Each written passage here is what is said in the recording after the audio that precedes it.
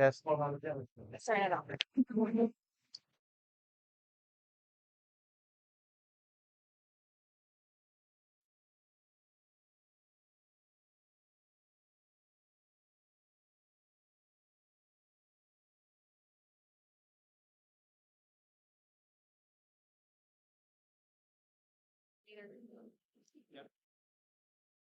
Tes. Saya dong.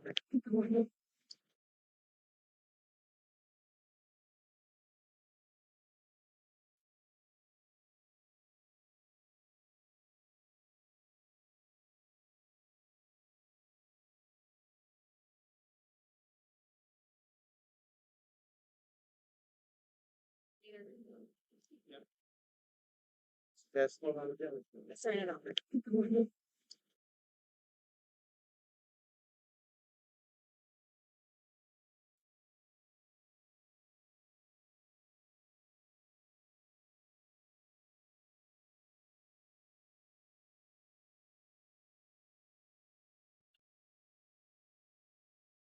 Biru. Speakernya gimana? Nggak, dia nanti masuk ke live. Saya dong. Biru.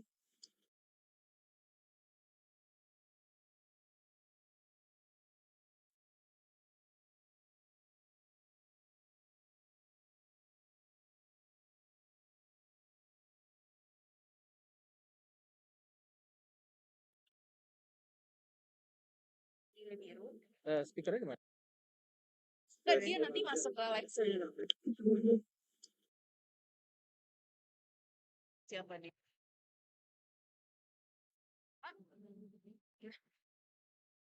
Sekarang Soalnya punya Mowilex kan. Jangan lupa. Kita punya juga kayak gini. Jadi kecil. Matiin aja dulu. Nanti suara masuk ke live. speakernya gimana? Nggak, dia nanti masuk ke live. Saya dong. Siapa nih?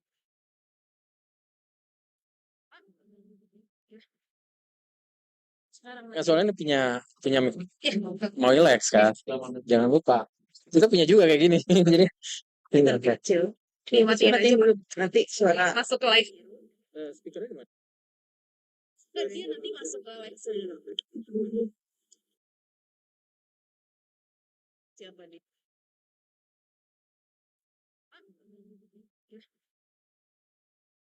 Soalnya punya Mowilex kan. Jangan lupa. Kita punya juga kayak gini. Jadi kecil. Matiin aja dulu. Nanti suara masuk ke live. speakernya gimana? Nggak, dia nanti masuk ke live. Saya dong. Siapa nih?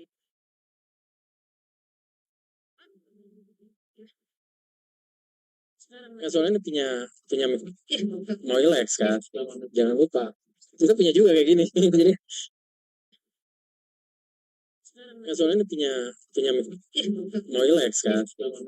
Jangan lupa. Kita punya juga kayak gini. Jadi soalnya punya Mowilex kan. Jangan lupa. Kita punya juga kayak gini. Jadi soalnya punya Mowilex kan. Jangan lupa. Kita punya juga kayak gini. Jadi soalnya punya Mowilex kan. Jangan lupa. Kita punya juga kayak gini. Jadi soalnya punya Mowilex kan. Jangan lupa. Kita punya juga kayak gini. Jadi soalnya punya Mowilex kan. Jangan lupa. Kita punya juga kayak gini. Jadi soalnya punya Mowilex kan. Jangan lupa. Kita punya juga kayak gini. Jadi soalnya punya Mowilex kan. Jangan lupa. Kita punya juga kayak gini. Jadi soalnya punya Mowilex kan. Jangan lupa. Kita punya juga kayak gini.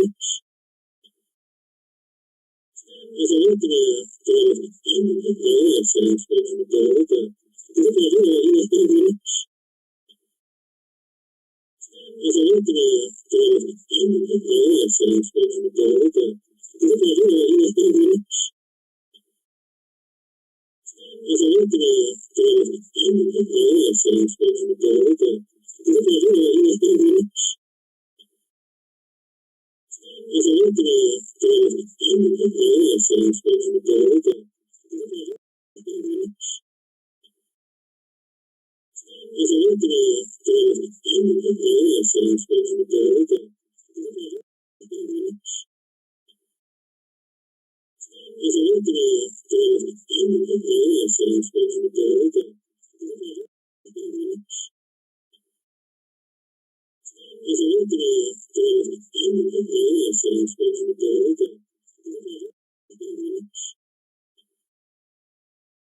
kita punya juga masalahnya punya Mowilex yang sebagai negara itu kita punya juga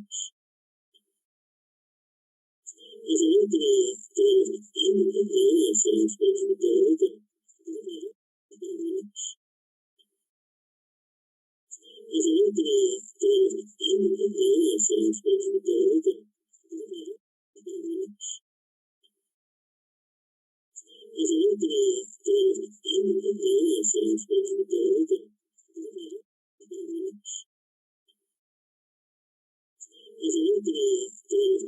punya Mowilex yang sebagai negara itu kita punya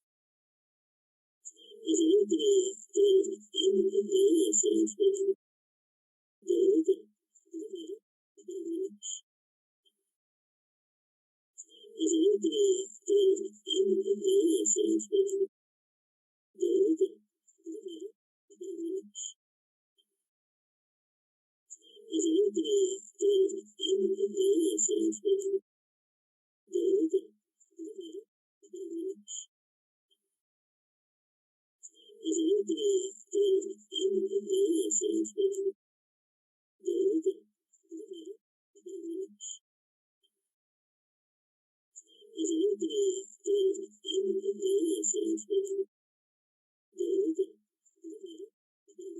juga masalahnya punya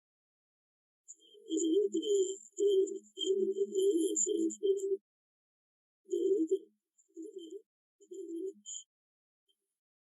juga masalahnya punya Mowilex yang sebagai negara itu kita punya juga masalahnya punya Mowilex yang sebagai negara itu kita punya juga masalahnya punya Mowilex yang sebagai negara itu kita punya juga masalahnya punya Mowilex yang sebagai negara itu kita punya juga masalahnya punya Mowilex yang sebagai negara itu kita punya juga masalahnya punya Mowilex yang sebagai negara itu kita punya juga masalahnya punya Mowilex yang sebagai negara itu kita punya juga masalahnya punya Mowilex yang sebagai negara itu kita punya juga masalahnya punya Mowilex yang sebagai negara itu kita punya juga masalahnya punya Mowilex yang sebagai negara itu kita punya juga masalahnya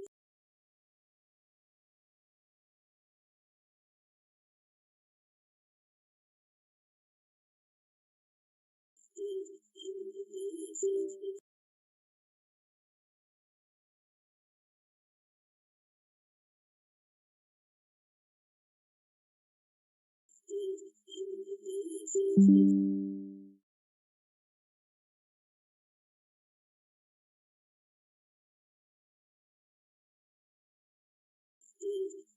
Mowilex yang sebagai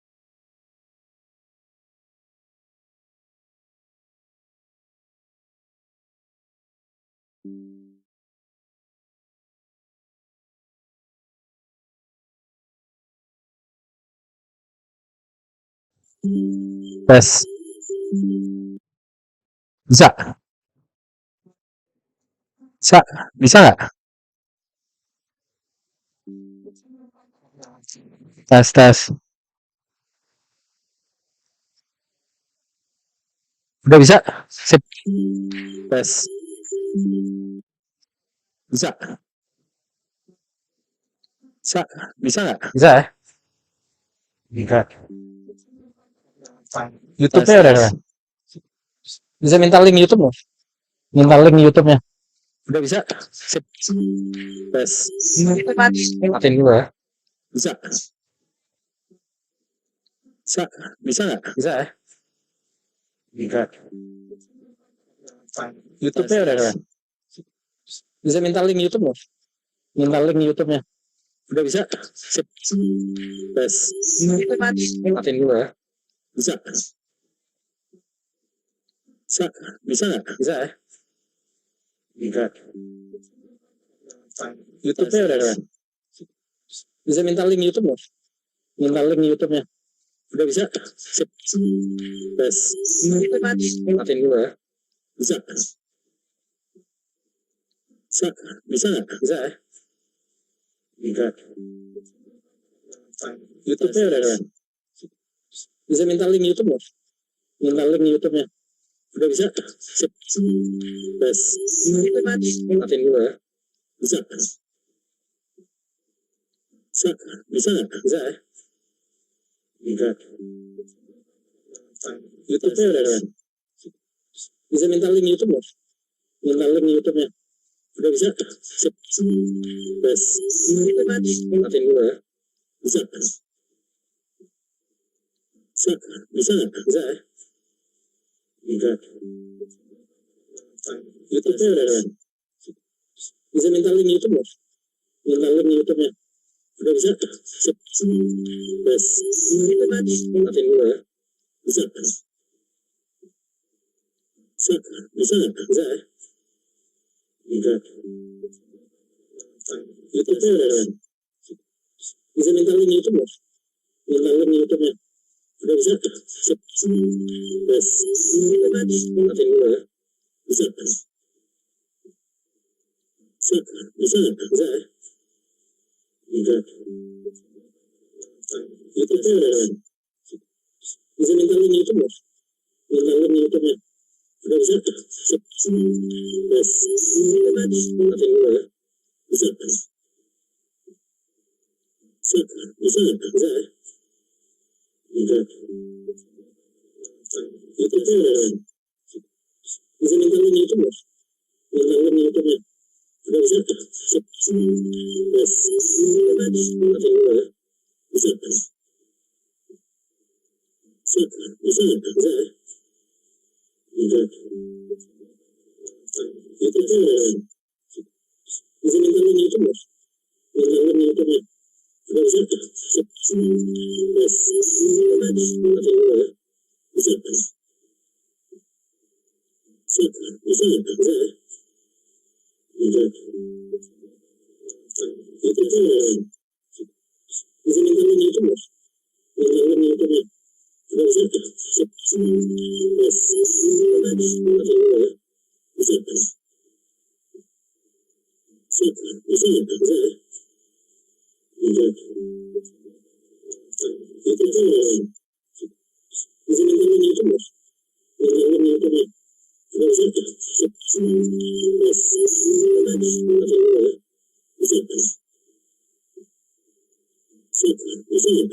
Tes.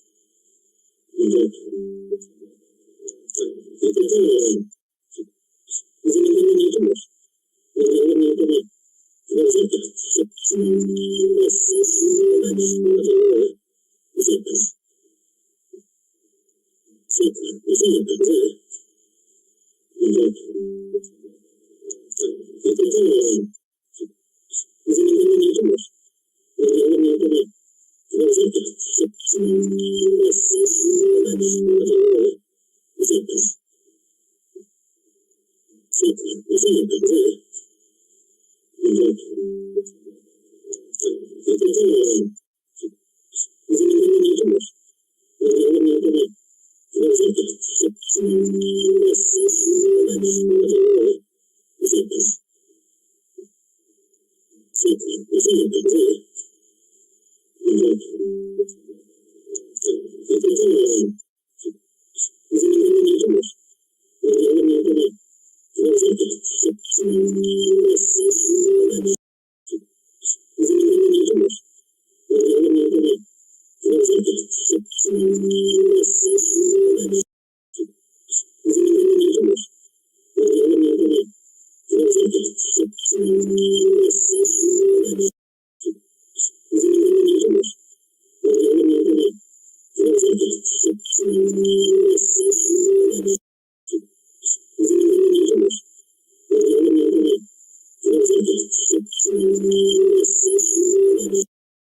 The CEO lecture.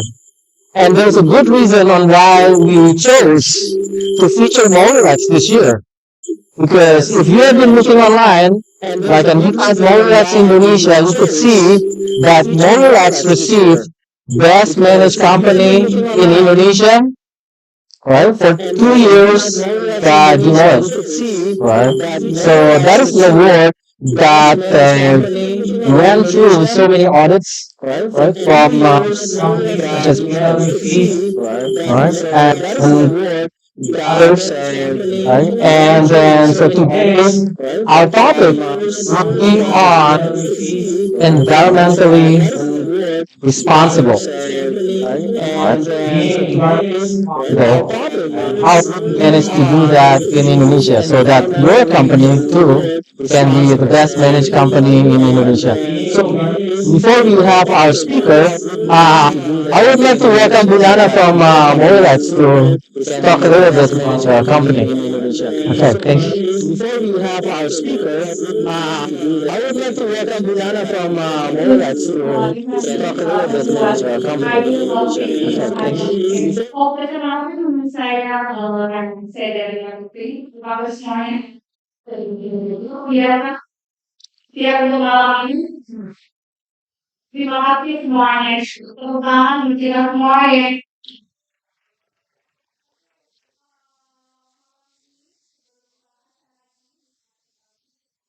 itu. Saya akan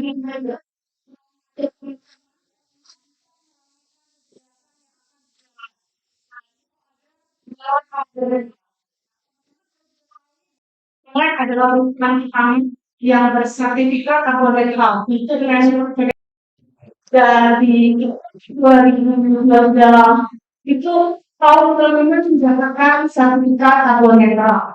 Nah, berbeda rangkaian ini dia kegiatan sudah dijalankan di Desember di 2000. Nah, ini adalah salah satu kita kan menginovasi mengenai di daerah kita. Nah, kegiatan dilakukan di sini yang kegiatannya seperti ide ya, suka olahraga 3 pagi atau masih suka tidur.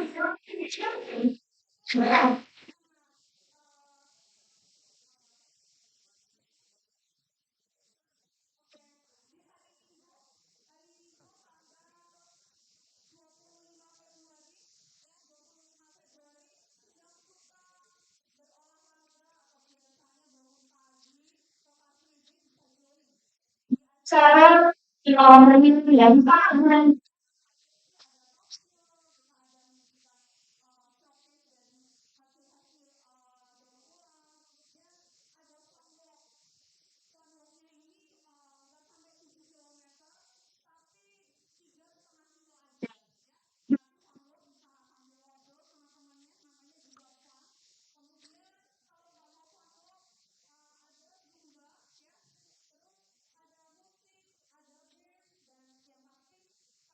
caranya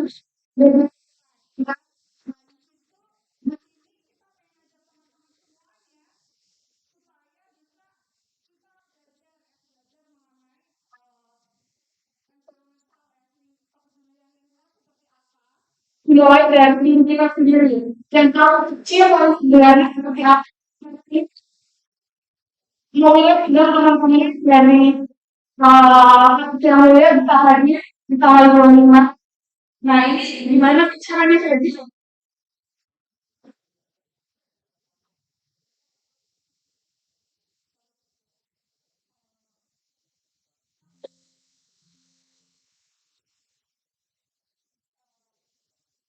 Mungkin karena tadi ada talkshow, itu sudah ada salah seorang ini anak muda yang inspirasi ya negara di dunia.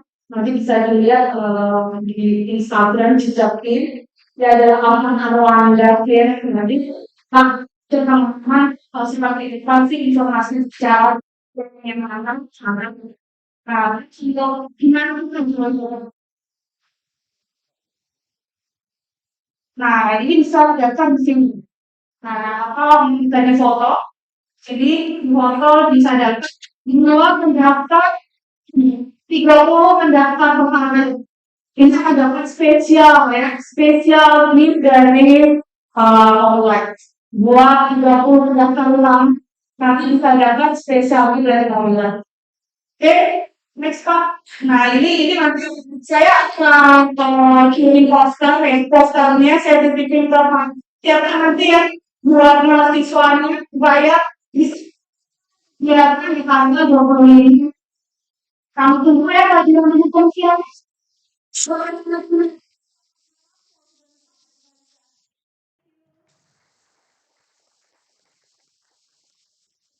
Thank you.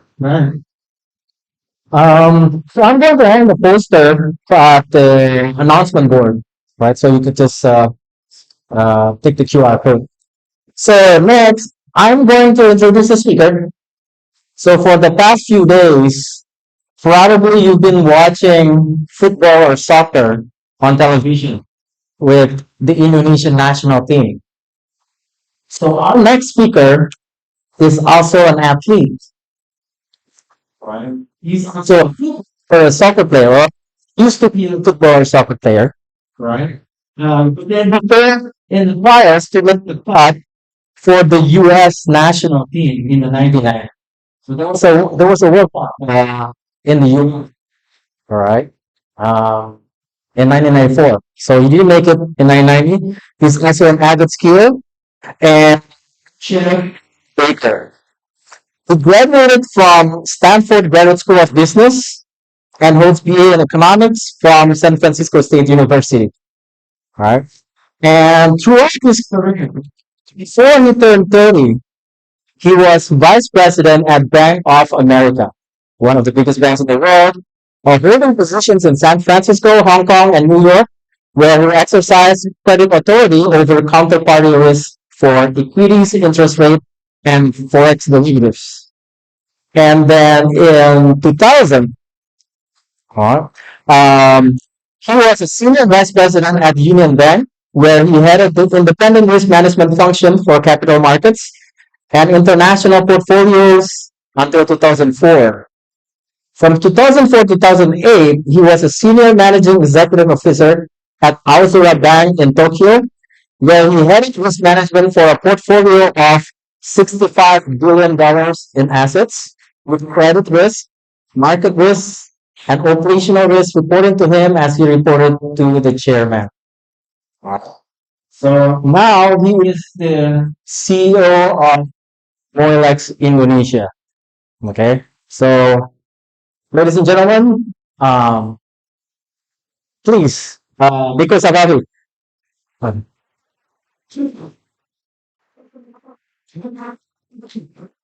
Thank you. Thank you. Selamat malam.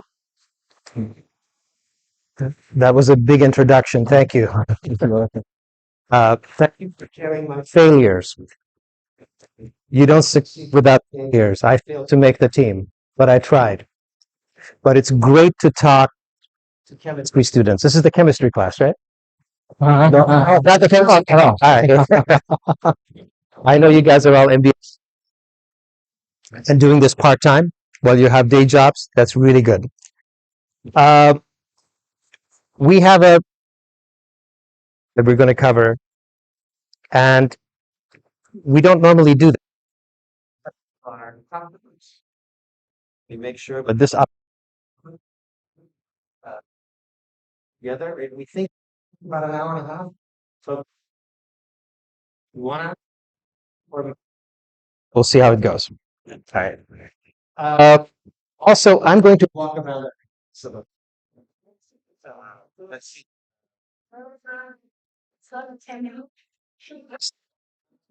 Here we go.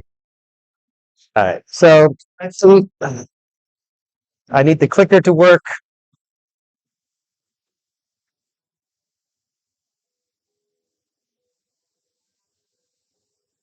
This not working. There we go.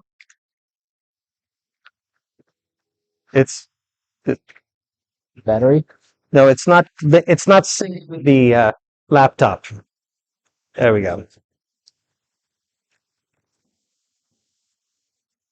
All right. So we'll give this a shot. We'll talk about other things while they figure this out.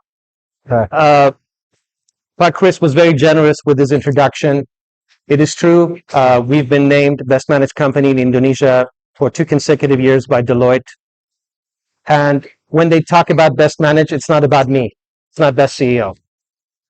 We are entire professionally managed. There's no aunts, there's no cousins, nephews. Every position is professional. We exercise complete gender equity with 5 of our 7 executives as women, just because they happen to be the most competent and able to do what they were able to do. We do a lot of things differently. We are small. We're not the biggest in our industry, nor do we aspire to be the biggest. We want to be the best, and we want to be a leader. And we define leadership not by size, but by thought leadership. Things we do, our actions. So we'll cover some of that stuff. But before we get there, here we go. I'm going to walk around. That helps keep you guys awake too. We're going to talk about 12 things tonight, and they're an overview of who we are, origins of the corporations as a whole, evolution of constituencies in business, who it is we look after, the role of dual entry accounting system. And a lot of you here, all of you should be familiar with dual entry accounting system. It's the basic accounting system followed all over the world. Accounting versus economics. Some of the accountants are not going to like me because I studied economics and I think differently than the accountants. The role of zero-sum game or Nash equilibrium, expanded role of management in today's business environment, which is changing and it's more complex than ever before. When you guys get into leadership roles, your lives will be difficult. Can the environment be ignored in today's world? We'll talk about that. What comes next after environmental responsibility? Who pays for it? Who's responsible? The role of disclosure in today's world, and how to be environmentally responsible. Before we get into a short video that covers our background, so we'll go to that next.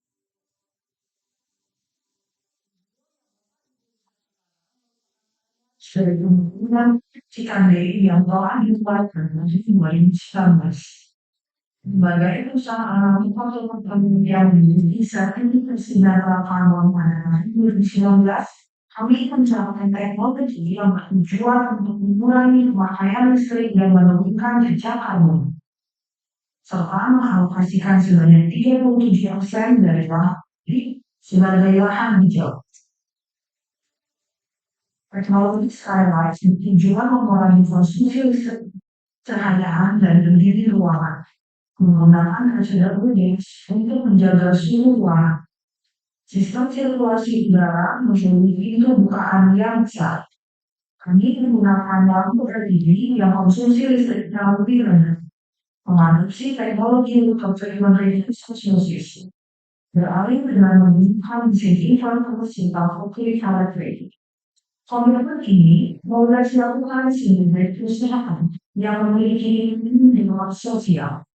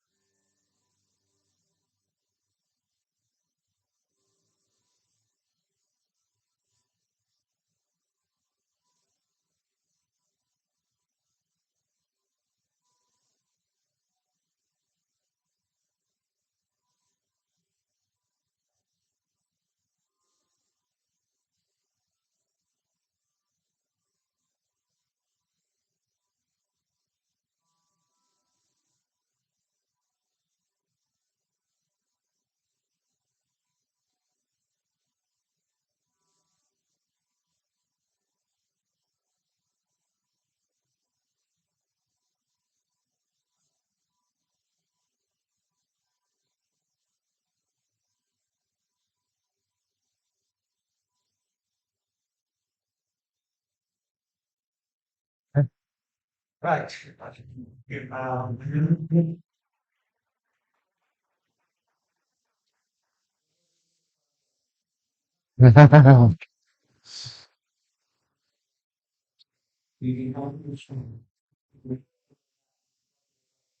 They want to get closer to the snacks. That's why I said the back.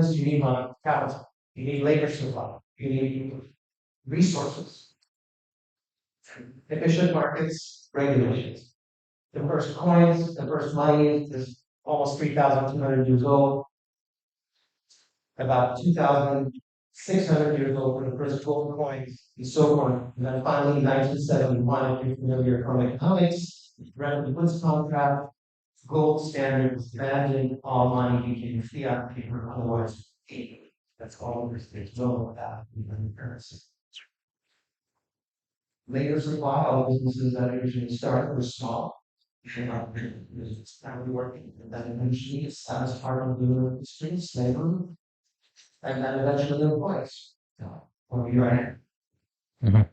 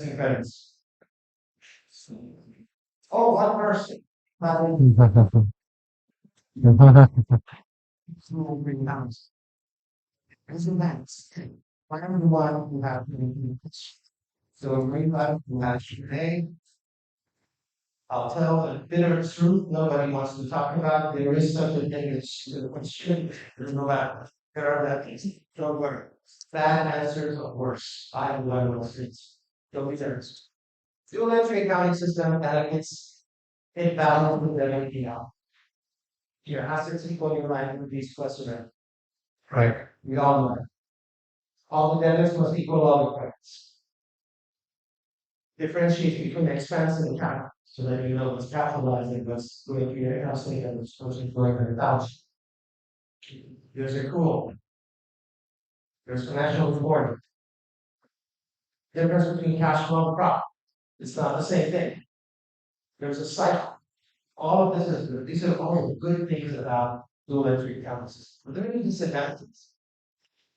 Mm.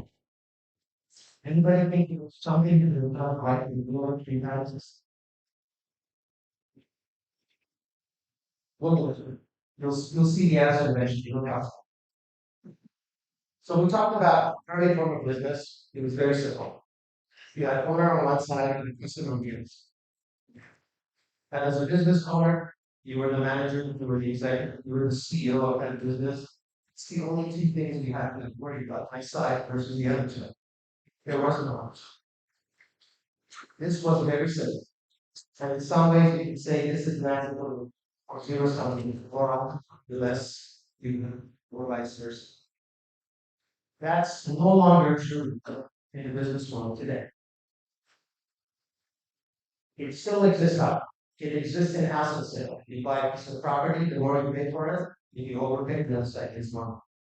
But business doesn't work that way. It's repeated transactions over again, custom stuff up. So you don't play the game once, later. But this concept has always been around and will always be around for asset sales. The first corporation, the very first corporation using shares. Now we're bringing employers to shares. 1602, the Dutch Indies Company. Guys all know it. They were responsible for colonialism, imperialism, basically what we did in this time. In fact, the picture on the left is the rebellion of Mowilex. Just a few years after the Dutch arrived here, just a few short years, the Dutch Indies Company issued shares, created a large corporation. It is no longer just the owner, shell. So the oldest corporation in the world, so 400 years old. They're companies older. They're international family owned, but it's not public. This is the first time somebody shows social. It's important because it changes how you manage it. So now you have a lot of corporation. You have customers, you have employees, you have shareholders. And the job of management is to balance these things. Every executive in every company in Indonesia, and Netherlands, we talked about that in Iceland and China, very uniform. You have these three things from all these three groups want different things from you. They have different interests, different priorities. What's good for one is usually not for you. It is impossible all of them for you. Over short periods of time, yes, sometimes even over the course of a few years, it's evolving. But it's very difficult. Everybody happy all the time. So essentially, what happens is you have to keep all unhappy and to make things work. The job of management, the job of leaders is to balance systems. You cannot have one of the three be unhappy for a very long period. So this is management. This has been management since 1630. But it's changing. I talked about global through the system and why it may have some disadvantages. We're going to look at. So for the accountants, things always happen in the crisis. We know we work as of December 31, 2020. We're doing it. They're looking at the students. Simple. Then it became a little more complicated. The view of finance. Those of you who work in finance in the back, he said, well, opportunity cost, you got to account. Even reading goes to, according to your accounts. An opportunity cost doesn't show up as an additional cost for accounting. But shareholders want to say, oh, how much is this? You want to see what the opportunity cost is. After they can set up some result. Those of you in banking, they know the terms very well. This is just a return on capital or EVA and other value. You have a pleasure in Vietnam who has 50 billion rupiah worth of inventory. There's a cost to that. So when you evaluate that means you take the capital cost and deduct it from their funds, so you can make like because it costs 90% of that money. I charge $50 billion, you didn't produce a profit. That's economic value added. You can make money over the cost of capital. Why there's no economic value. So this was sort of the big innovation forever. And how do you do it? How cost of capital. And then it got on top. Because economists don't look at it. Economists don't have a slip. Economists say, okay, here's the expense, here's your opportunity cost. And before you can get to profit, there's something else. Externalities. Who has heard of the term externalities? Raise your hand. It's important that I know what you program externalities. Anyone know what externalities are? We'll get there. It's okay. Externalities are the difference between making money on a income basis, on an opportunity cost basis, versus all the other things that accountants don't measure, including damage to the environment. You can see where I'm going with this discussion. The role of management changing, it was just us and the customer.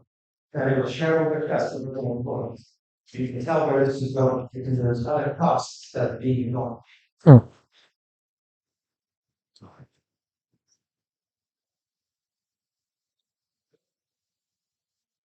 It switches. One moment.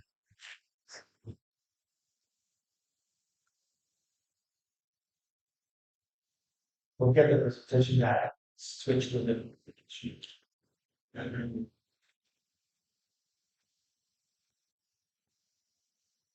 That's like an ad when you watch a YouTube. Yeah. It's an ad. We're going to carry here.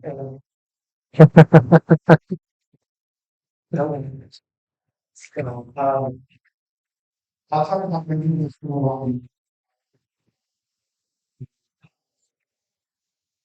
Externalities are unmeasured damage or improvement caused as a result of the design. So if you have unregulated emissions, that means you can put CO2 in the air, you're open. That's not free, right? That's an expense because if you have to capture that emission, all of a sudden it's going to cost money. But since there is no reward, the accountant says there's no expense. The economic value added says it's not a capital cost, but the economists will say you just destroyed something that has value. Here's another way to think about it. Looks like we are about to but I kind of here's another way to think about it. Let's assume mercury through displacements.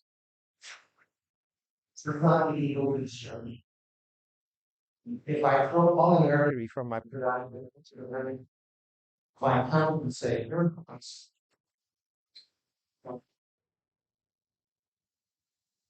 The economist would say, and that damage is expensive. You account for it, having to process, store it in your memory. You'll be a problem in your life. That's the negative externality.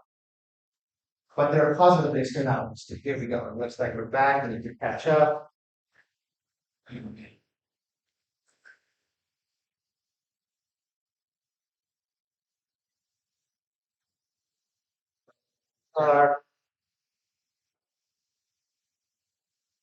So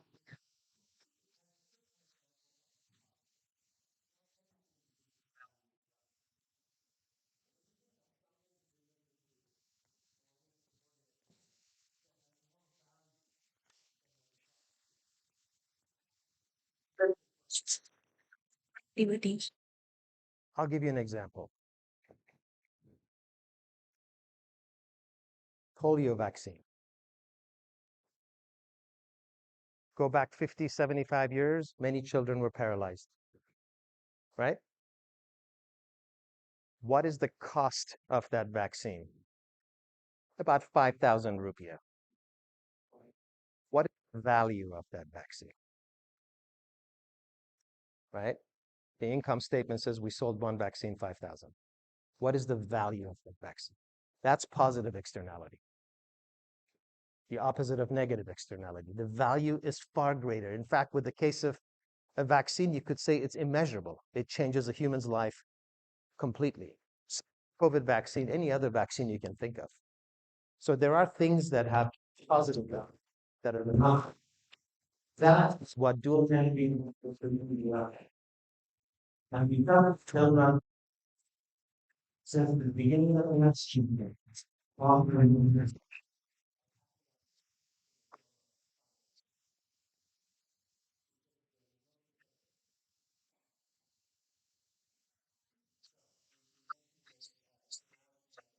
Positive want to go through this, we can talk about it. At least I remember my presentation, right? So well, uh, so this system of ignoring externalities has worked for a long time. In fact, look at these names. You can read them. It's very small, difficult reading about. Does anybody know what these companies are? I'll read them to you. Kanyoguni, Fukushima, Onsen, Koman, Jeddah, Shigyo, Spitkeller St. Peter, Sean's Bar, Bingley Arms. No one's heard of these, right? I didn't think so. A lot of them are in Japan, some in Germany, Ireland, Italy. The businesses are hotels, a lot of them are. I was reading this like this.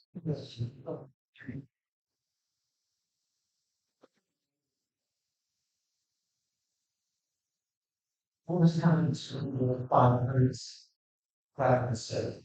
These are the oldest companies, not the corporations. We talk about corporation systems, but we can operate ignoring negative externalities. Even today, no one required me to take on this system.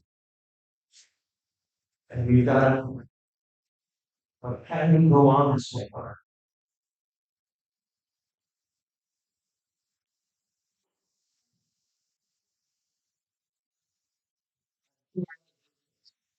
I'm taking this to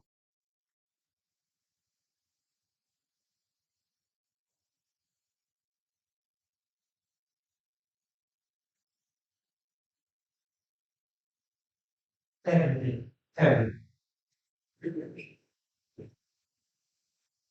What happens when we can buy one million because we ignore it?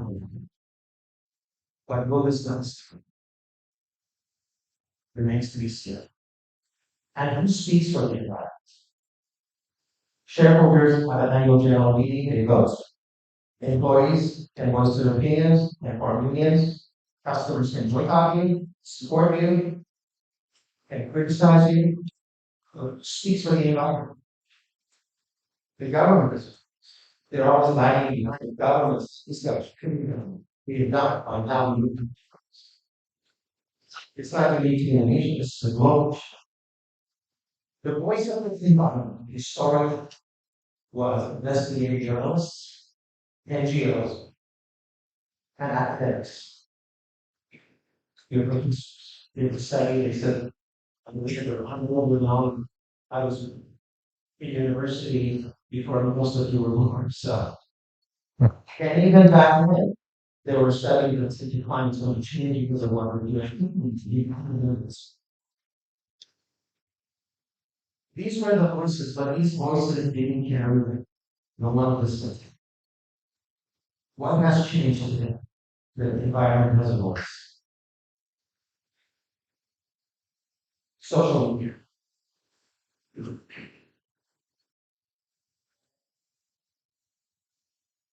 You were very unlike 3-4 years ago. A 16-year-old girl in high school who was Swedish and lived in Germany with a man to be about on the set.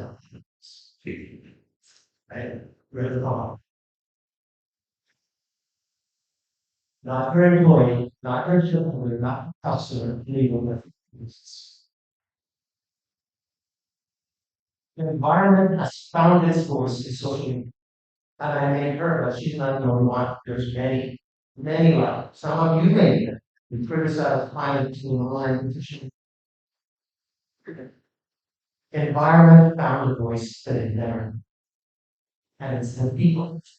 The people were empowered with social media to speak. They couldn't. So management's role initially very simple, me versus you. Then it became three-sided, shareholders, employees, and customers. Regulations came around the whole thing. And now it's much more common. You have to accept the environment. You have to balance on this. You have to be mindful about people or not representatives of shareholders and employees, nor is it a governmental regulation. These different continents criticizing. That is what management has to face. That is when you guys become future leaders in business school now, and you have to deal with. This is not in the very distant future. This is not sci-fi. You're 25. This is around the corner for most companies, including now.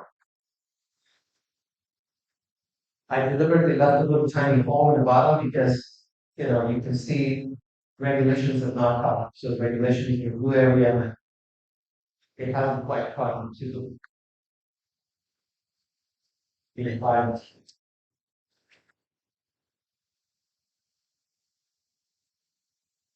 Remember this? Should be correct. Know that? This is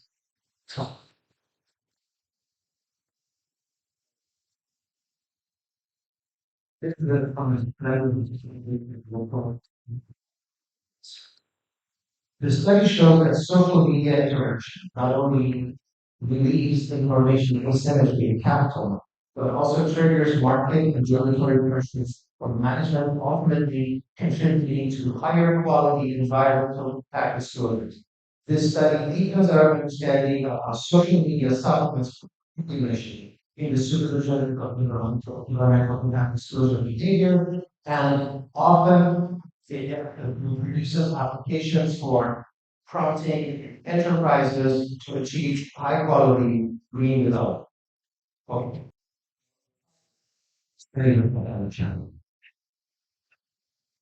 Hmm. Now, I said before, look at the language as well.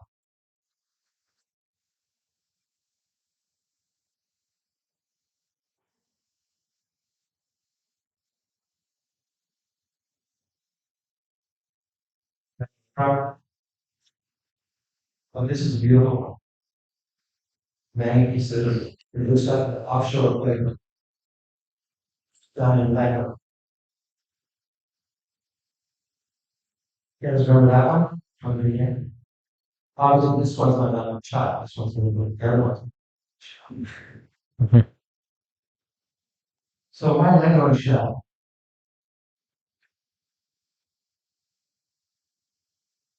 Shell and Lego for 50 years have collaborated on making toys that showcase shell products.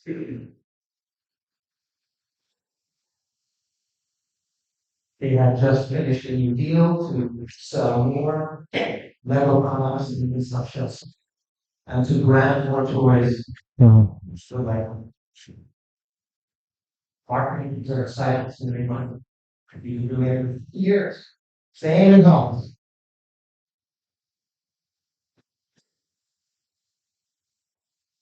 You can remember the Lego movie?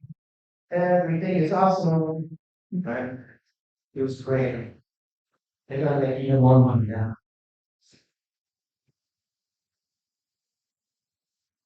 Then a video shows Shell really oil the art, and they call it "Defending is not us."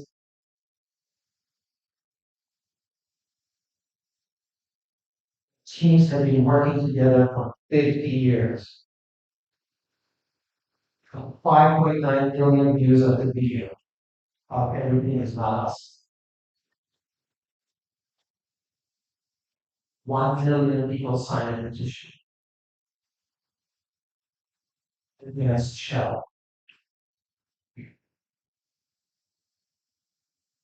Not us, not sure, not influence. Some of them maybe, but concerned me that here's another company encouraging kids to build oil platforms and trucks and big tankers, and it's building the Arctic, destroying the house. This deal fell apart. People started to focus. It was about just conditions in our life. Get out of Shell.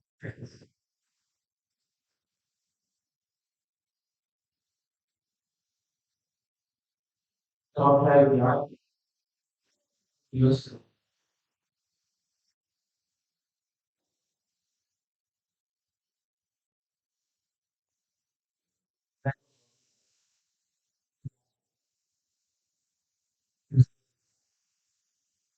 as the cost of the city of whole management there, balance between shareholders and employees, between customers, and this other was the concern the environment and social media. Respectfully, they terminated the relationship.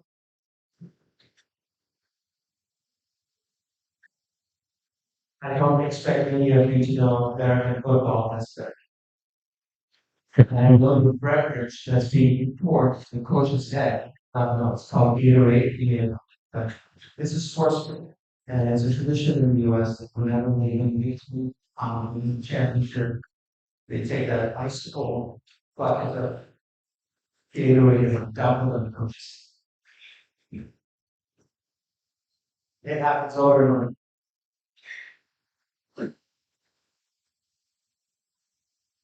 That's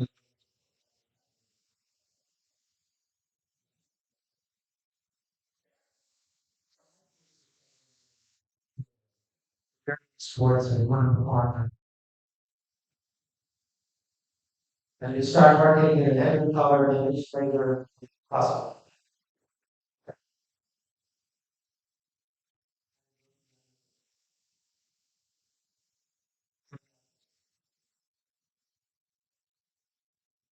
And somebody on social media notices that there's a ingredient in there called brownie and vegetable. All in all, well, one stuff.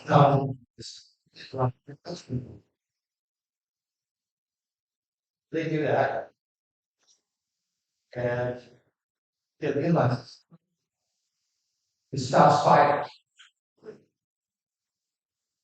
Then we consume.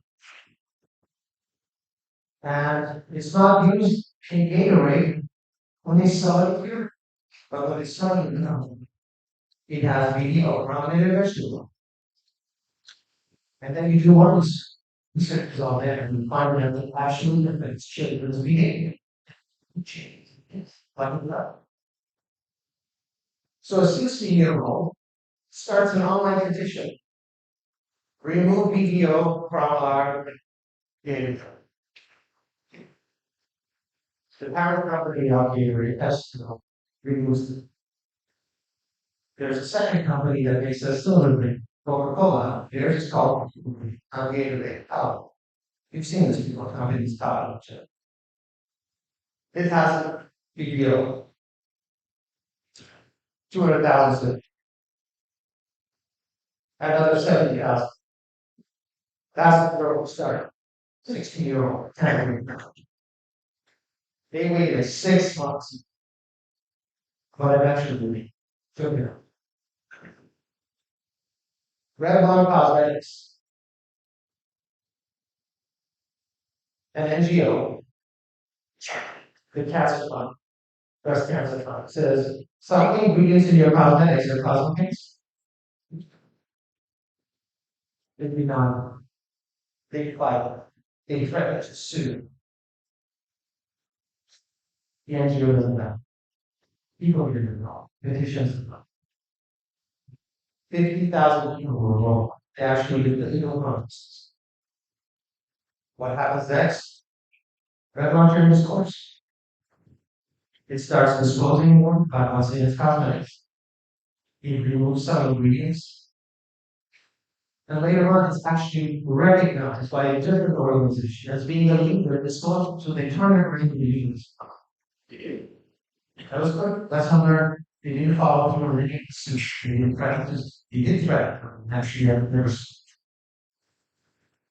VW Dieselgate. Does anybody know the Dieselgate with VW? So in the 1980s, Mercedes comes up with this technology that said, if you inject urea fluid in the diesel exhaust that's leaving the car, it can react nitrogen oxide, neutralize it, so diesel cars run unclear. Great technology. Crank Mercedes, such a great invention in saying, we're not going to hold the patent. We're going to release this. Everybody can use our technology globally because it does good for the environment, positive external. So all the diesel engines around the world start converting to this new tech, which is basically urea. And today's modern diesel cars, as we know, they don't emit smoke like the old ones used to see before. VW decided that they can make an engine that is just as clean without this very expensive system that makes you real good. It's fantastic. Right? So there's a reference to that in this environment. Look at this thing and say, this just doesn't make sense. No matter how you study it, it just can't possibly not be getting years. So they decide to get it into the exhaust, add sensors to the tailpipe, to the exhaust, and drive it for thousands of kilometers of emission, and it speeds to different places in different temperatures. And it's always emitting a lot of emission. You go into your cars, look under the steering wheel. There's a little port called OBD2. You stick a computer right there and reads everything about it. In a place like California, every 2 years about the go in there, computer in there, computer says, no, car's coming. You drive it. It's good. They have built a software that said as soon as you plug the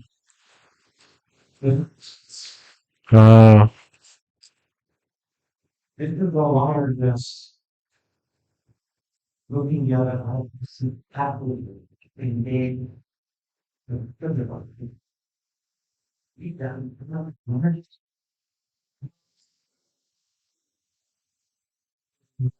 They were trying to installing software that hacked the emissions test.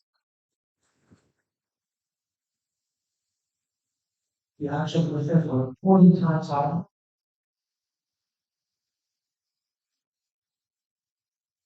$30 billion in fines they had to pay in Europe and US. $30 billion.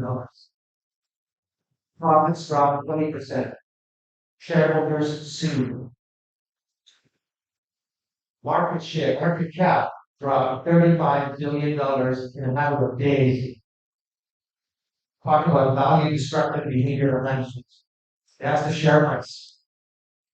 As soon as they admit on September 21, 2015, they should raise fortunes. Stock market decisions see it.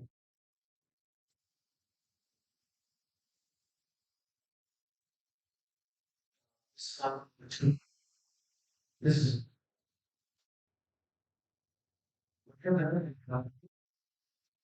you tell them, I'm going to take these ingredients out. It's going to be more expensive.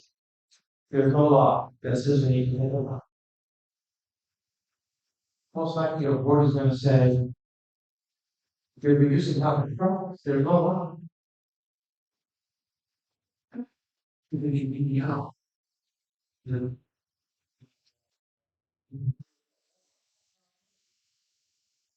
that's not same board reference we teach in Indonesia as a board issue. The same conditions that are saying make money, make money, make money. When you put the company in bad publicity, they're the first ones to fire you and me. Why did you do this? Why did you manage this risk? How did you embarrass the company? Why are you in the news? So don't think people are crazy. You're an accountant is still a big job. You this company. You have to balance core things. The shareholders will continue to demand profits. The customers will continue to demand quality. The service, your employees will continue to demand the best wage you can possibly get. And people around the world.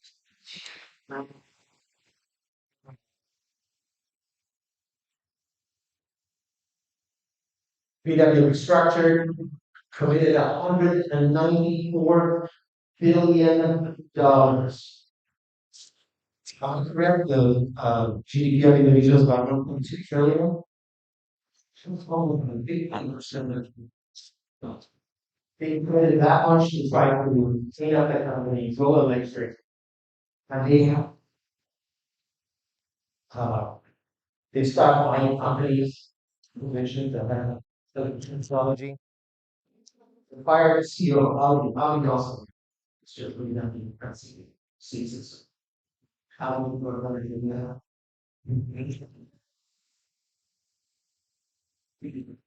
Companies that would build reports. CEO is facing 10 years of life. Many others investigated, about 36.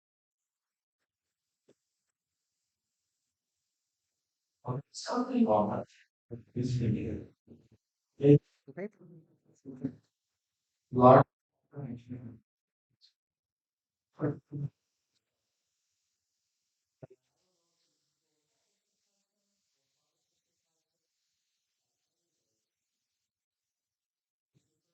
dangerous infectious between moving from the major and second species of trees and furthermore to this large system. And the cause of being many of them say large programs you allow. So they actually did change and for a period, for a number of years, cutting down really wants to make it. The rumors are that they resumed, I don't know. Again, how much was then for their supply chain? But that creates another complexity. You used to be able to say, that's not me, that's the supply chain, people are buying. Nobody accepts that. That changed the late 90s, I think, when Walmart's the largest retailer in the world was reading code, and meetings, and the building, really hot. So that's not people are actually. So my supply chain is sorry. That's what actually.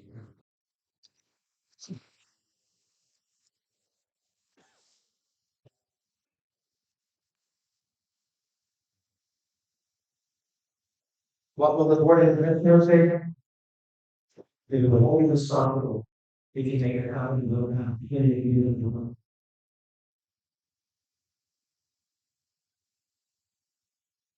So, learn. I'm lucky. I work with the company, the chairman says, you know this stuff. Go ahead and do this for. I'm really good. But I'm talking.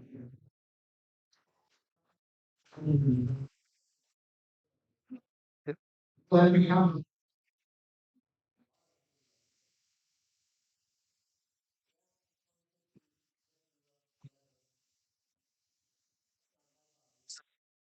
welcome to Saudi Arabia.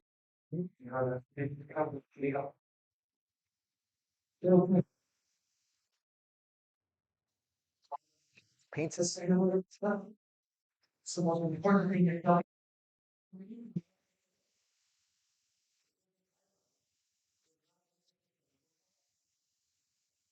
it's necessary. You don't put paint on your car, it will in 3 4 years. You know, here's the entire base this one. You don't put on concrete fall apart. Put it, it's precious because it's grown, it'll rot. If you don't know you buy it on the streets, glow increases where more people before. It's what's fire class. It's a trade-off. We need numbers. But no, it's not sustainable. It's not as hard as not to mention pain in general and music and a lot of really toxic stuff. We had a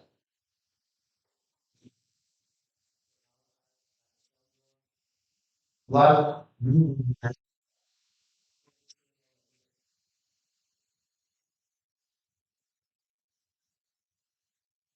so what did we do? We did the things we can do. And this is the things that we can do as well.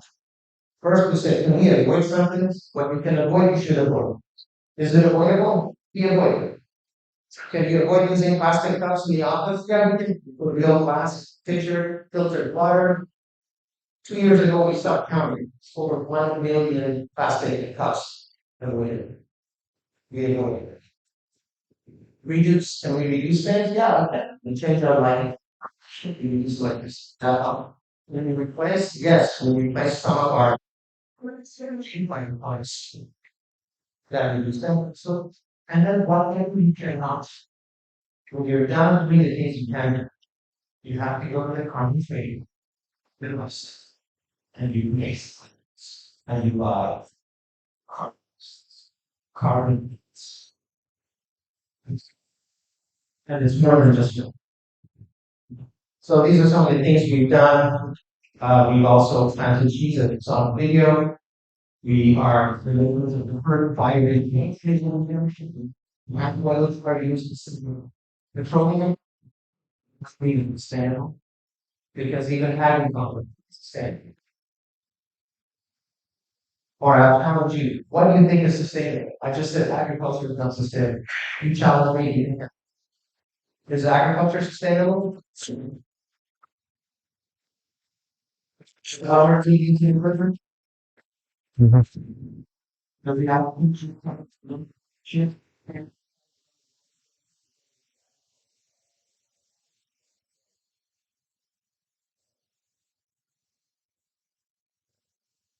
What do you need to grow with? Fertilizer. What is the compound? Nitrogen. So the bad compound? Natural gas. Sustainable? You need it. No. Sustainable ended 200,000 years ago when we first learned to make fire, something in units. Using cool.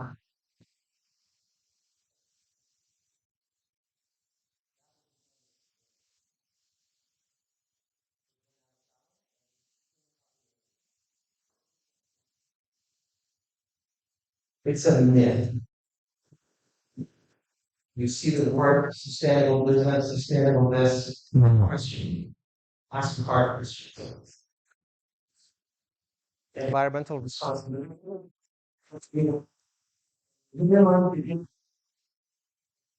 It's possible.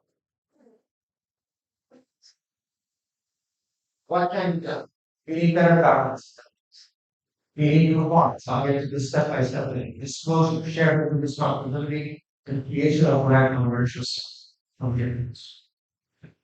Governance. Important. Your company has an ESG officer, has an environmental officer. Is it buried 3 layers deep? Reports to sell, reports to sell, reports to sell, or does it report to the CEO? If the voice of environment is important to your company, where is it getting? Someplace low or near the top. That makes a difference. Because everybody else in the organization will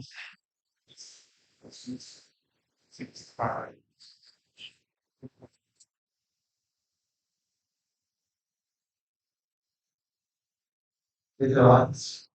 You check what you do, there's certifications on part of the phone, you certify for certified. There's who's important.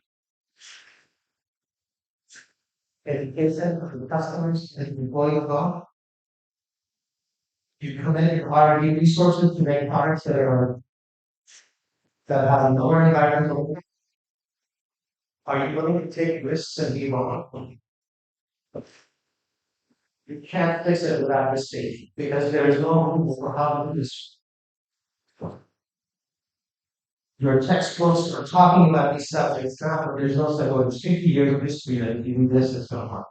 This is all new problems that you're dealing with in today's world that didn't exist when you become still in business. Performance. What's performance mean? Make basic flatbacks. You buy a shirt and you wash it twice and it falls apart. Performance. It's wasted. It becomes opportunity which the doesn't move and not want to for us to be made because 2 rings and 2 big tubes 2 years goes by and the brain is washed up, washed up. It takes calcium from the ground, titanium from the ground, oil that has to be extracted from the ground to make paint, and then it's gone. Make it last 10 years, 15 years. That's environmental responsibility. You can't avoid it, but you can make it better.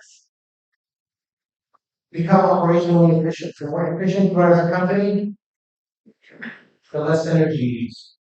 Even time saving will ultimately translate into efficiency. Encourage an environment of continuous improvement. Make your company always better. And better means efficiency. And efficiency ultimately leads to energy, which leads to lower traffic.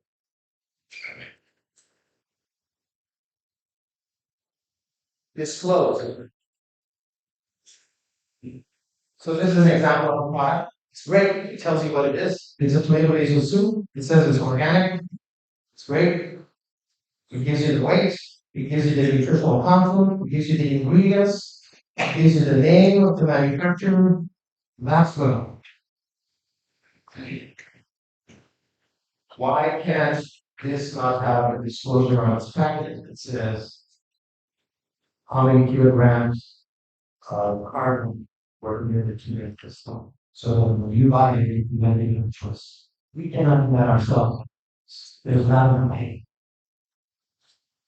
But good disclosure means that you need to know the shares. What's in it? So they make. That's important. Get back to it because everybody thinks it's the responsibility of businesses. But if you make bad choices, when the things you buy, because you don't know what's in it, you're not to blame. But if you know what's in it, you're also responsible. We can't just tell them off.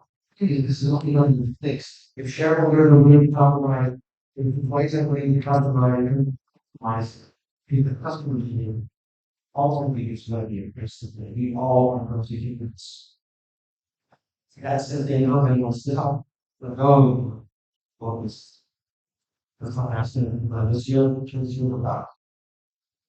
It's not going to go away, but disclosure allows consumers to make better choices. And better choices will ultimately influence.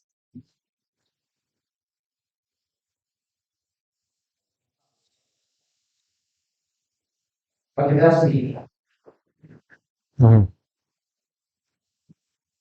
well, we have was in front and build a solution over this. We are going to where we want to be. It's so easy that your even waste you have to take that with you. That's the only way that you get hurt. I just put it out there so you know that if you love the environment as we love you, that's my son, you don't know this. I can find someplace on top over there. That's my wife and daughter. On top of that rock. Ah, Take your children, take your young one, and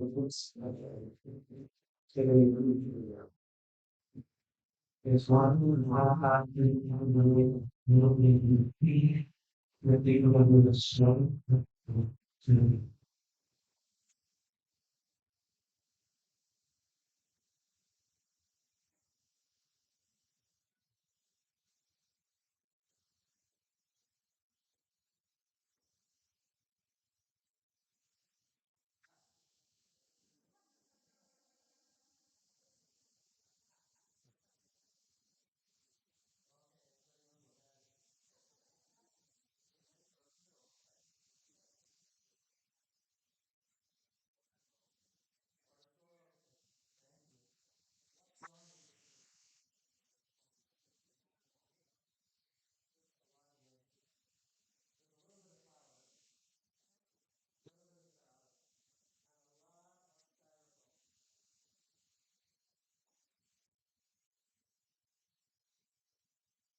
Favorite, right?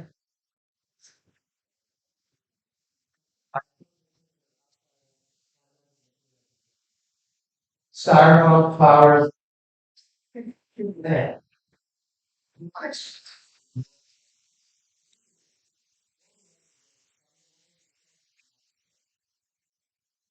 If we don't believe we're not respectful. But when the farmer Mowilex like we get lots. So the human army, we talk, please don't sleep. Instead, make a donation to habitat. We put it out on the newspaper, we put it on the website. We can't give any loss. Even our competitors, they send money at our store. I could be wrong. We had about we know says flower in the last 2 days, 3 days, started in the last month. This one's bigger. It's round and plastic. Whole thing. The guilty people have blocked their names. It was a way. But that would only change the people getting away parents and Jesus. And so these kind of behavior changes, some of them are hospital, but it's cheap. Get her back. We're doing this meeting. You know who it was? No.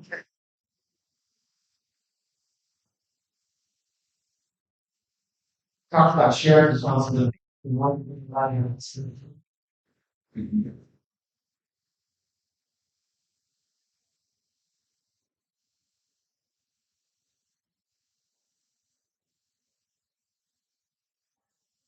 We need discipline. To me, that's the teaching. Good discipline. Let people know what's being taught, how much it costs, and you offer a service to them, even if it's a service not high. Because you need to make the consuming people, consumers, participate in the solution so that they buy things from companies that are more responsible. That's how you create a virtuous circle. The opposite of efficient thing causes more bad things. You're depressed, gain more weight, and then you become more depressed, so eat more and gain more weight, something like that. The opposite of that is a virtuous circle. And the virtuous circle for a business, it starts with having a clear purpose and a mission and vision statement. What do you want to do? How does that affect the culture of the business and the behavior of its employees? And create a sense of environmental responsibility. Does that lead to innovation so that you come up with better products, better services that are less impactful? And when you do, because people have now seen the product and they've seen the disclosure, they buy more of your products, they create loyalty. And the difference between a customer and a buyer is one time, customer comes back. This is how you make customers versus buyers. You have customers, that helps you drive up your profits go up, you have more money to be tending to the purpose of your organization and improving the culture and being more innovative and creating more loyalty and more profit. It's a virtuous cycle, the opposite of a vicious cycle. How to be carbon neutral? Scope 1, 2, 3 emissions. Who's heard of Scope 1, Scope 2, Scope 3 emissions? Please raise your hand. This is important. No. So we'll get to this, but we say we're carbon neutral. What does that mean?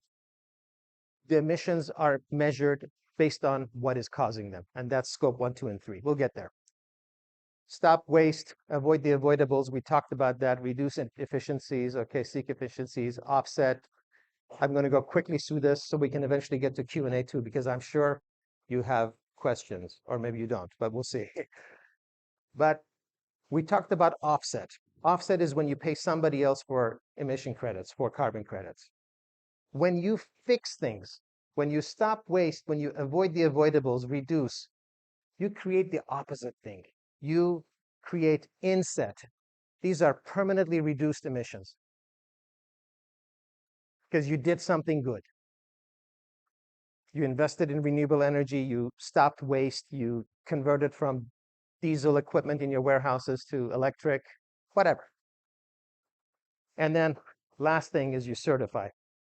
So scope 1, scope 2, scope 3 emissions are the basis of measuring emissions for all businesses across the globe. It's sort of, if you will, the standard for measurement. Scope 1 is energy that your own company spent. So that means you bought diesel, you bought petroleum, you had refrigerants in your air conditioner that are lost. You're responsible for that. You measure that. Most of it is pretty easy to measure, specifically purchased fuel.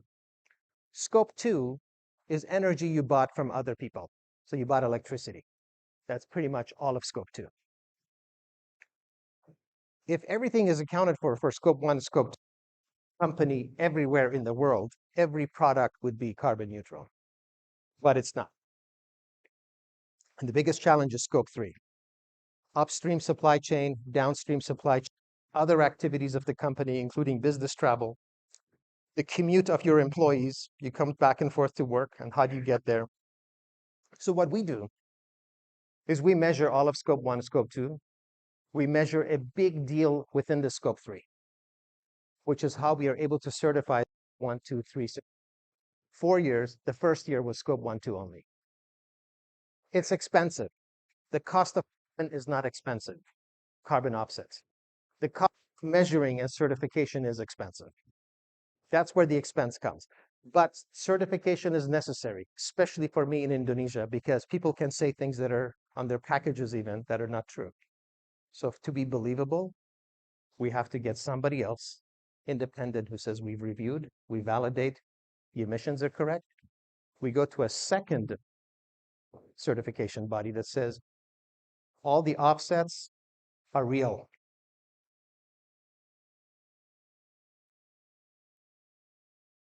The way the offsets work is that somebody somewhere else has reforested an area and the trees are capturing carbon, has invested in solar and replaced carbon-based fuel or wind, but it gets to be complex. And many companies have been burned and their reputation destroyed because they bought bad offsets. But from United Nations, but even that doesn't mean it's bigger. And it's still defensible. It's not defensible in some cases. So if since we showed you in the video, Rimbaraya Reserve, it's a forest in Indonesia. It's capturing emissions. If you do nothing, it's still capturing emissions. Do we pay somebody? What do we pay somebody for? The forest is still there doing. You could argue that maybe the developed should pay Indonesia, Brazil money for providing oxygen to the world. North America and Europe destroyed all of its forests, everything that could be burned. They cut everything that could be cut. You want to breathe? Pay us. Can it be justified like that? Maybe. But this is the thing. Offset not enough. At the end,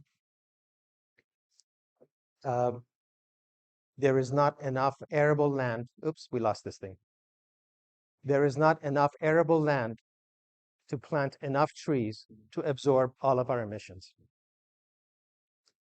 So what that will do, as everyone's marching towards 2015 net zero, 2050 net zero, or in Indonesia 2060, more people are going to want to buy offsets, whatever there are. And the price of carbon credits are going to go up, which is why we're investing in our own solar. We're investing in solar that is sold to us. We buy renewable energy certificates from PLN, which sells them now. When you buy electricity, it doesn't make a difference where it's performed, where it's produced. It's electrons over a wire. It can be produced in Kalimantan. We buy that electricity. They don't ship it. They get a different one. If you're in the financial world, you know it's like a non-deliverable forward. You don't have to physically trade it. So you can buy our offsets from other places. That's PLN certificates you can buy from PLN. It reduces the emissions of scope 2. That's your electricity.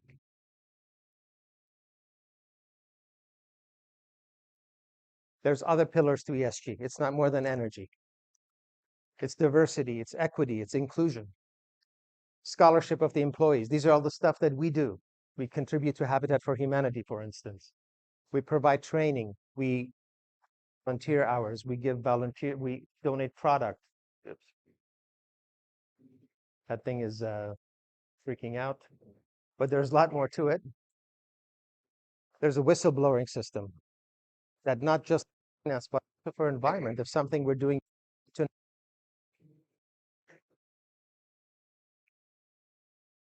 There's also greenwashing, which you've all heard about. Sins of greenwashing. There's a hidden trade-off, not a trade-off. That's different. No supporting information. My product is green.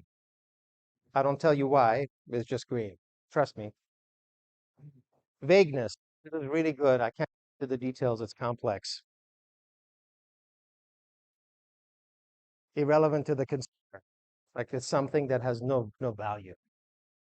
It's a small lie, trivial lie. Lesser of two evils. That is sometimes, unfortunately, necessary. False labels. Here are some examples of greenwashing. I don't want to go too far into it, but BP at one point branded itself Beyond Petroleum.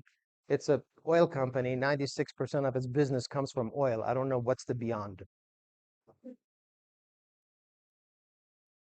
Coca-Cola makes plastic bottles that are supposed to be better, easy to recycle. McDonald's makes straws that are supposed to be biodegradable that are not. People have made mistakes, but everyone's learning. Remember I said you have to take risk.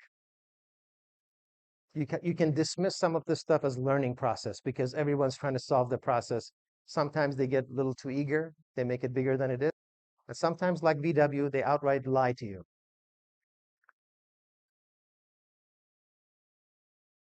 Who's heard of this company? Zoox. Oh, if I'm going to list a bunch of companies, if you've seen the name of this company, raise your hand. Keep your hand up. Don't reduce it. Zoox. You know ABB? Okay, great. Faraday Future. Keep your hand up. Revell. By the way, this is a different ABB. It's in the US. It's not the Indonesian one. Waymo. Who's heard of Waymo? Waymo. We have a. Okay, great. Keep your hands up. Witricity. Weave Grid. Hyliion. Hyzon. Fisker. Fisker. Anybody know Fisker? You still have. Okay, now we have 3 people. Great. Lion Electric. Gogoro. Nikola.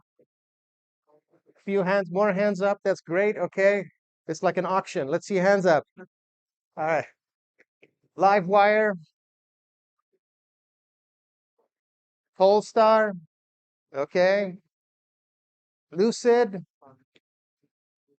Only 3 people still. No bidders. Neo. Raise your hand if you've heard of Neo. Keep your hand up. VinFast. Rivian. Okay, more hands up. BYD.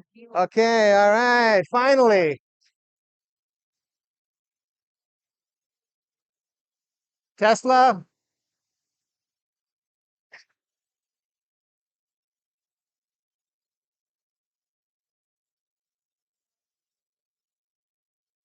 These are all electric car companies. You can put your hand down now. It's okay. 15 years ago, almost none of them existed. The market value of those companies is in the trillion of dollars. They exist because VW, General Motors, Stellantis, Hyundai, BMW, Mercedes, they all ignored the movement. Customers wanted electric. They ignored it. New business sprang up. The shareholders of those companies would die to get their hands on the market cap of the other companies now. They already made the cars. Volkswagen could say, here's the Golf, petrol, diesel, electric. They didn't do that. Now they're spending $194 billion to catch up. Now, it's not like electric cars are everything, right?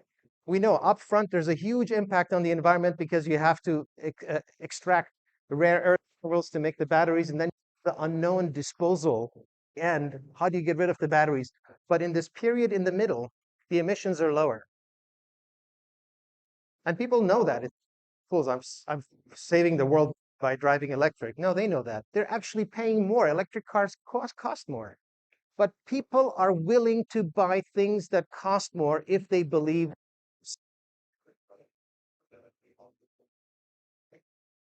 So there is room to create virtuous circle. And all the business you guys run and I run risk if we ignore the changing taste and expectations of the consumer who's being influenced by social media about the environment. You can't ignore it. $1 trillion worth of exist here that didn't exist 15 years. Global multinationals that next time would be facing stars making cars.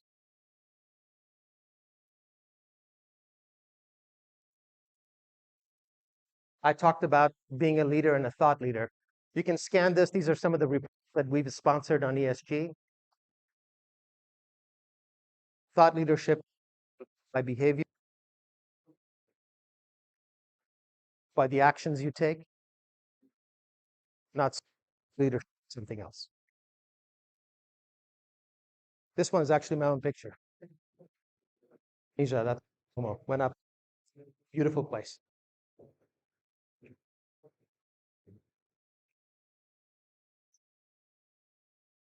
Have this inherit the we have from our ancestors: home, property, wealth. The Native Americans, that's the proper term, didn't understand property ownership. To them, it was like owning the land was owning the air. It made their relationship with nature was different than other cultures. And this is part of the quote. This is not the entirety of the quote. From one of their chiefs that says, "We don't inherit the earth from our ancestors. We borrow it from the children." So we have to give this to the next generation. I have to give it to my kids, you to your kids. That's the ownership of the world. It's not that we got it from before. It's what we give to the future. The quote is attributed to Chief Seattle. That's his picture.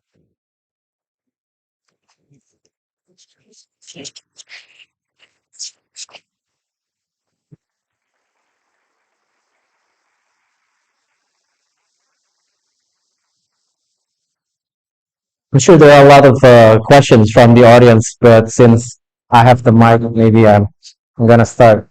Okay. All right. So you mentioned that it was hard to convince the management or the shareholders, especially in Indonesia, when it comes to paying attention to externalities and being environmentally responsible, and that you have the privilege of having the owners that support you in being environmentally responsible. What are some of the reasons that the owners is that just due to profit? What makes them so short-sighted, especially after we learn so many disadvantages by not paying attention to those? I can see two things. First is that we want to be an ethical contemporary marketing. And you can't do that if you ignore negative externalities. Right. When you know it exists. The second is we believe this conflict in emergency. Something better now. We will develop more customer loyalty, more brand loyalty. We will actually generate more. We are a business, we want to reveal. We want to do it the right way. So both of those things play factors that can this be transformed into a business model? And two, we want to be ethical, we can't be ethical. Okay. And a lot of companies actually use greenwashing because people who care about the being environmentally responsible like purchasing sustainable products, how could they manage to do greenwashing? And I think that's a big disadvantage for companies who actually be environmentally responsible. So good actions get lost among bad action. Yes. Right. But the thinking watching will reach its sunset because people will eventually realize it's not true. Everything will be like that. You're in the era information is you can find anything you got everywhere.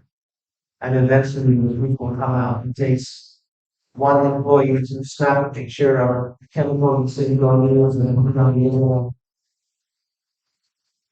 Social media will take care of the rest for you. Right. So yes, sometimes we're disadvantaged, but you can't avoid it. Eventually the market will rise. Okay. So this is my last question. Well, in in my environment, in a lot of my experiences, I meet with a lot of individuals who are price hunters. Yeah. They're looking for the cheapest price. Right. And then what you mentioned with this avoid and then what you call it, then the next reduce and then offset. Right. How do you instill those beliefs in being environmentally responsible to individuals who simply look for the cheapest prices? And then a lot of uneducated or uninformed individuals, especially in my neighborhood in Jakarta. Right. Well, take your phone now. It's okay. Take your phones now. Type your computer listen. ESG investment. Look at that. There are spared funds, class of investors who are interested in supporting businesses that are ethical, that have good ESG. They know that good behavior can.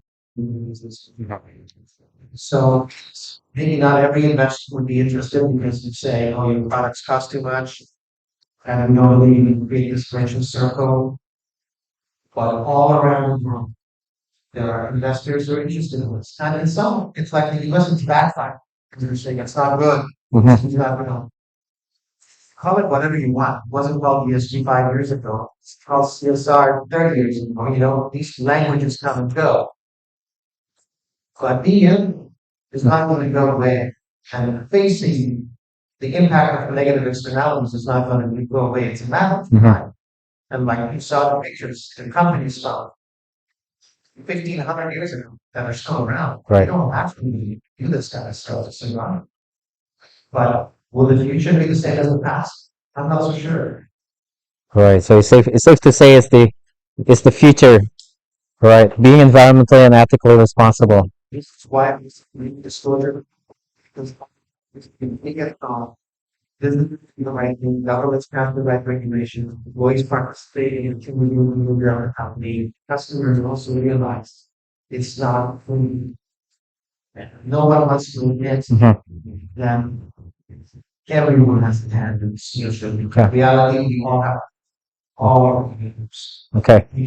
Everybody right now is the shield because it's not the customer's fault. Like the one who grew up. Right. The visions that, but again, if I buy this glassware, it can be good if I know how much emissions this creates versus buying this one. Yeah, they have differences. Yeah, and I think one important point that you brought is that nothing is sustainable. Nothing is sustainable. Yeah. Um. Yeah. Let's give it to the audience, and if there's any question. Okay. See. You have extra. Oh, okay. Great. I think we have extra.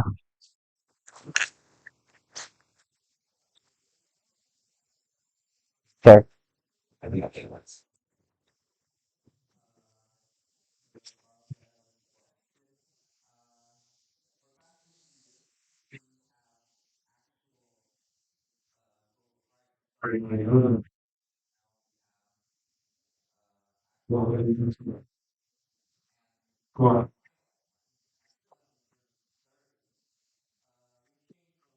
She was playing the two model scales, the 3 to 4, just where you have a voice environment.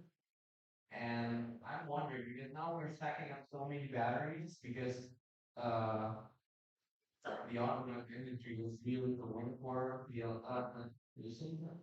What do you think will happen when they download my life and say which is like a global goal? Well,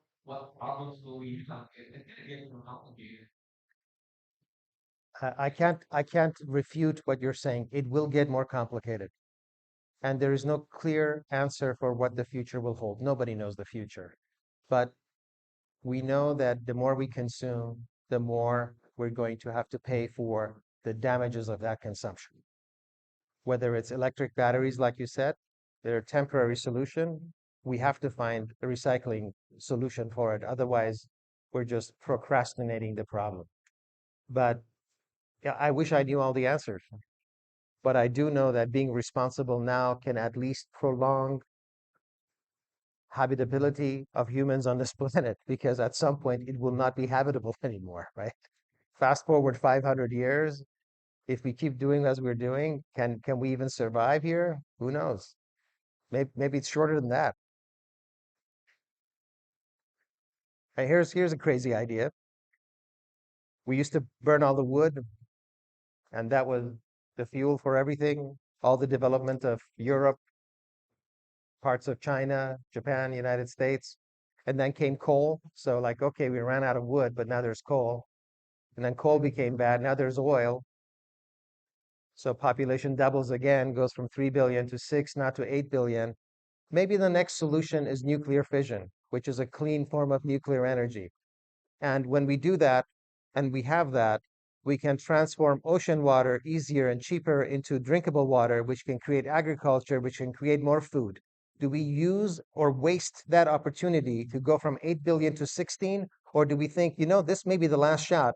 Maybe population growth should be at 1.5% versus 2.5, 3. And if we go to 1.5% in 200, 250 years, population of Earth will drop to 3 to 4 billion, and then we can stay longer as a species. I have a feeling we may make the mistake in thinking, here's another shot. Let's double again. But we really have to think about the consequences after we find solutions and not think this is now a license to repeat the mistakes of the past. But I don't know what the future holds. Sorry.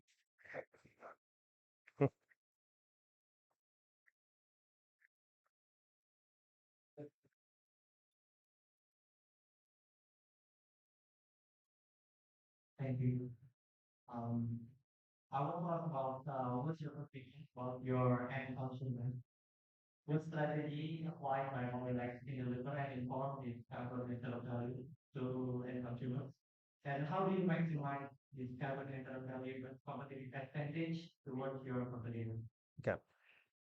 In the short term, the answer is that it's not been extremely lucrative for us because most people don't know what carbon neutral is. Many of our employees don't know what it is. So we don't expect to make money from it, not in the short term.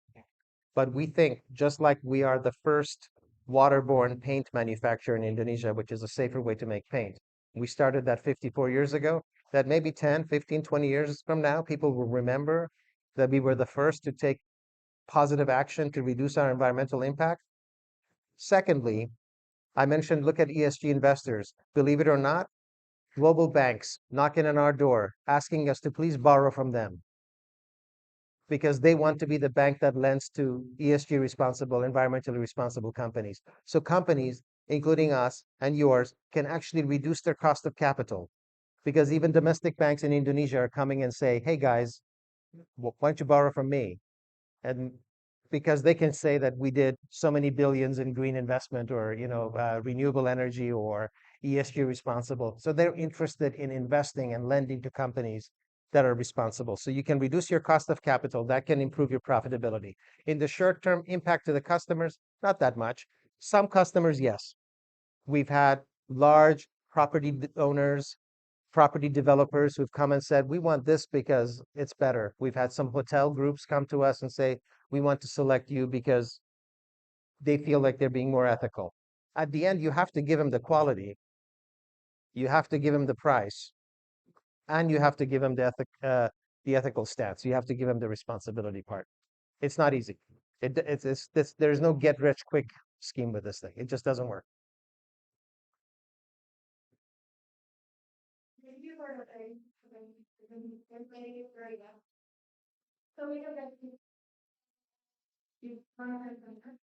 For some reason, it could be easier without environmental function and so other systems can be very because they are already having the improvement.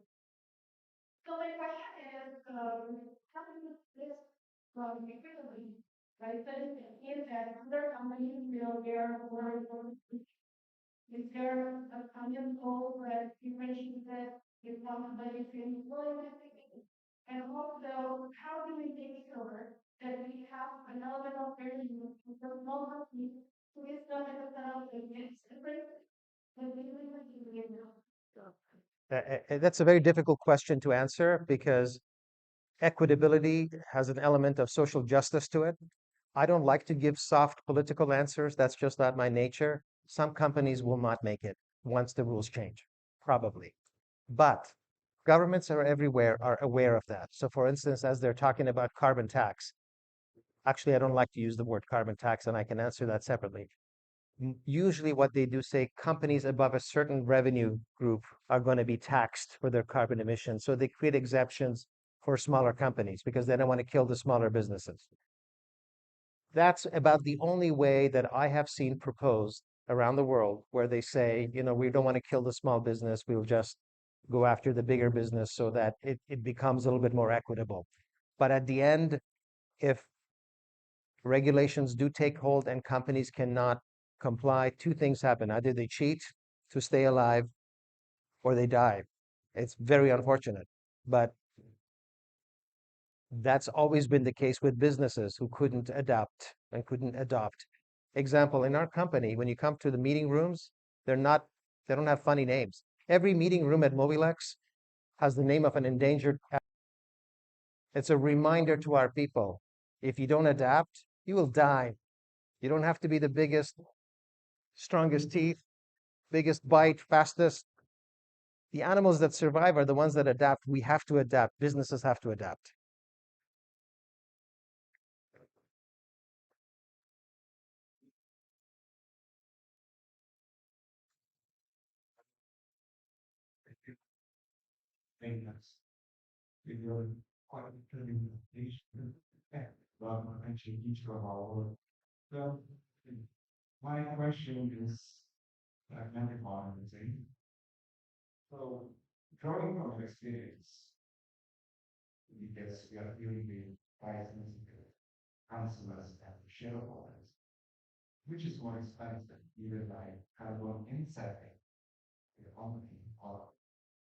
Obstacle.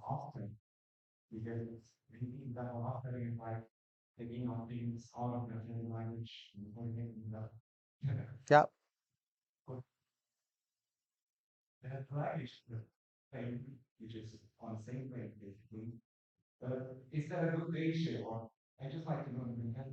Yeah. It's cheaper to buy offsets than to invest in insets, clearly. But my concern is that the cost of offsets eventually will have to go up because everybody wants to become more carbon neutral or, at least reduce their emissions.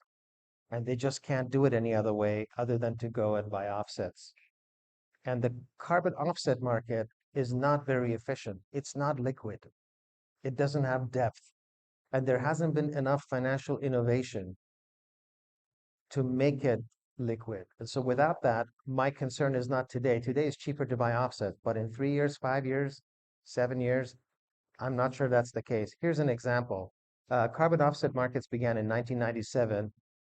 Everybody talks about COP26, COP27, COP28, COP3. Most of you may have not been born. 1997, Kyoto Protocol. They come up with this concept of carbon trading. And I'm a trader, financial trader in a bank at the time.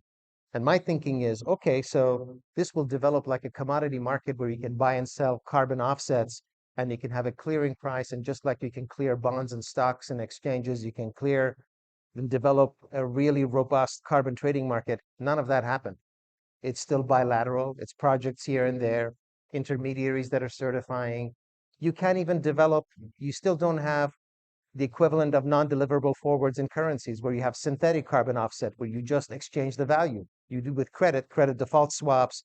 I mean, there's a lot of stuff you can essentially, if you do it right, develop a carbon curve, just like you have a interest rate curve, treasury curve, because you can buy the futures. My concern now is that carbon credits are too cheap and they will become expensive, which is why we're investing to inset as much as very credible certification people.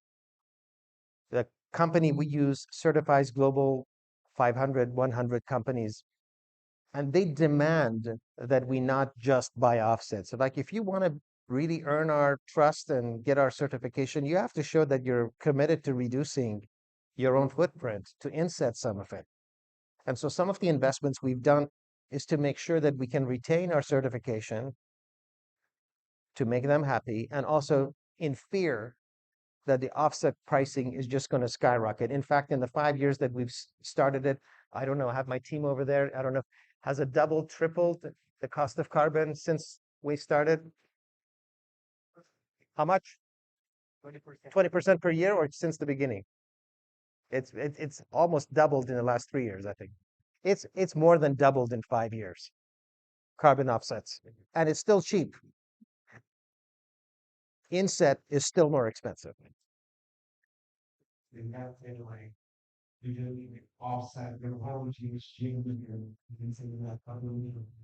Well, you can do that. Interview on CNN that was aired a couple of weeks ago with Desi Anwar, and she's interviewing me, and she says, "So carbon credits, that's sort of like cheating, isn't it?" That's and she's, I can't say that she's wrong. It is if that's what you ever want to do. You have to really demonstrate responsibility by cutting back your emissions, because you can't rely on offsets. At the end, it will not be enough offsets to offset everything. You cannot even plant enough trees to capture all. Not possible. There's not enough land with water that you can grow trees to capture all of it. You have to inset as much as you can.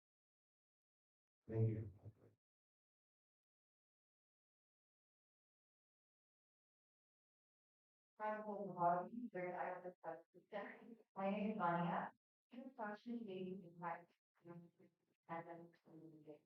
So,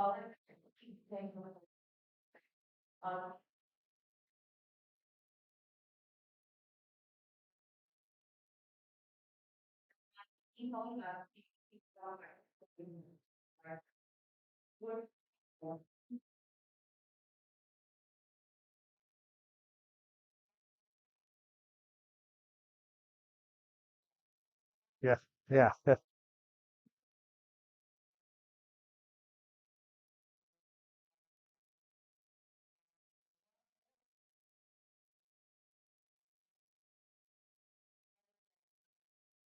So, okay. So there's actually two distinct parts to your question. One is the issue of price sensitivity, and the other is whether people care or not. And I'll tell you this, yeah, many people don't care. But when I meet young people, when I go to universities and I talk about this, they're watching me like this. They care. You guys care. My generation may not care. Even in the US, they don't care often. This is not a problem that our generation is going to solve. This is a problem we're handing to you guys. So the caring aspect is going to be requiring a lot of education, which was one of the bullet points, education. So I disagree that people only don't care because they don't know. Once they know, the mindset changes. Price sensitivity, absolutely. This will not be easy. If it was easy, existing businesses, existing governments would have solved it. We have a crisis because we didn't account for negative externalities. And once you start counting for negative externalities, the profits go away. And they're legislating now to bring that negative externality cost onto accounting, which is why in stock exchanges around the world, they're saying, disclose your emissions. They're not saying pay for it yet, but they're disclosing it. And in Indonesia, it'll be disclosed soon as well for publicly listed companies. So the next step is, what do you do once you disclose? Oh, it's good enough you disclosed it. Probably taxation is next. Probably some kind of a punitive charge is next. And I don't like the concept of taxation. Taxes are not avoidable. Emissions are. So as a company, if I reduce my emissions, I shouldn't have to pay the tax. I can control that. or I could be taxed. I think of it as a disposal fee. Example, in many countries, when you buy car tires, they say you have to pay for the disposal of your own. If it has a car disposal, what do you do? You know, you have disposal fee, which is something you don't want to figure out ways to listen using the motivation. But the price sensitivity is not one of the way mindset of people don't care logic when they learn. One more question. Do you think companies need to like start to collaborate maybe with education institutions or other ways to, educate the communities or like the people about these things? Because not all of us really understood about these things. So the education part is kind of tricky. So I put up pictures of my family and generally know that business for years. Some education is at home. Some education is at the workplace. Some education is an educational institution. Some education is messaging that routes public announcements. It's going to have to be all. Mhm. It can't be just one part of it. You have to do it at home, you have to do it at work, campus. Everybody must do it. But education, which they are, the educational institutions are ahead of it because they're scientists, academics who are not influenced by progress of politics but by fixed knowledge. So if you were serious about pursuing knowledge, you ultimately yourself that you're not your blind self. Thank you so much.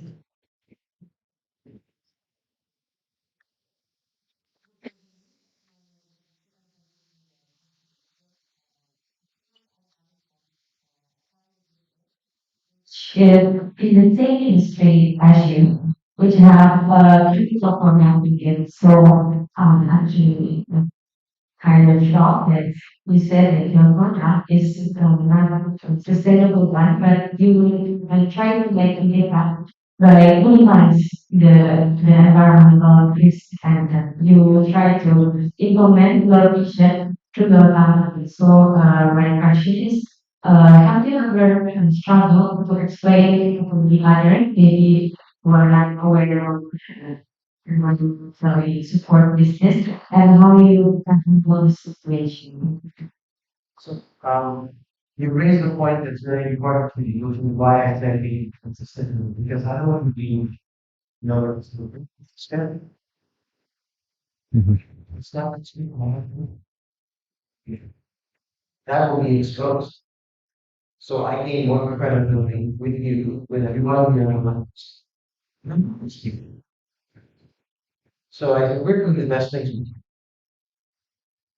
a lot more than other, a lot more than companies, much even global, you know, but we're building customers and not buyers, people who come back and buy, not get the day.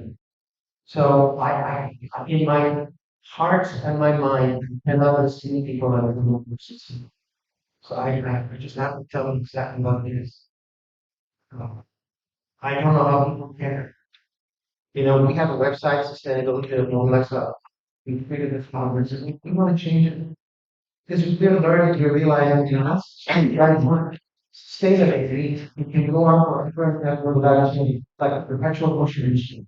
If you know from physics, the machine that just keeps going by itself. There's somebody look at it as we reminded me contribution and somebody it just can't. And if I tell me a single industry that farming is not it. My family's in farming in California. We have people practice. We use fertilizer. So we ship the stuff back and forth. We refrigerate it. All that's the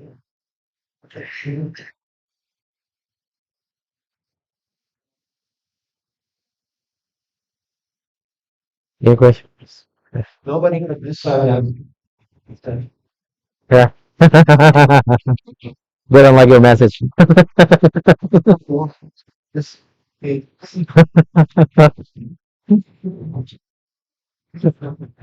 I recall that my another but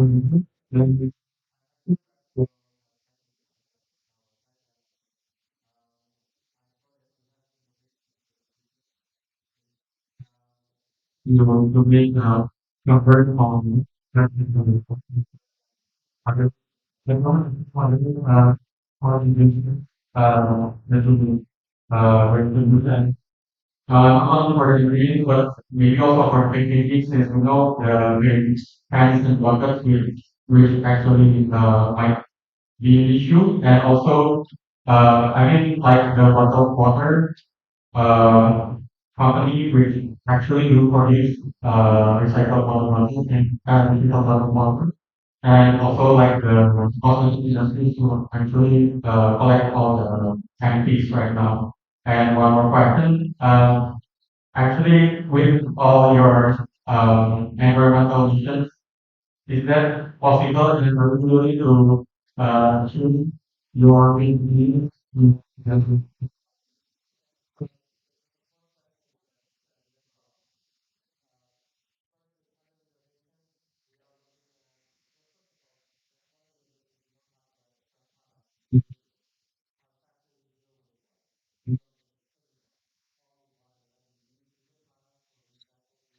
All of this is really low. In terms of power generation and amount of dating one, silence, now, now, the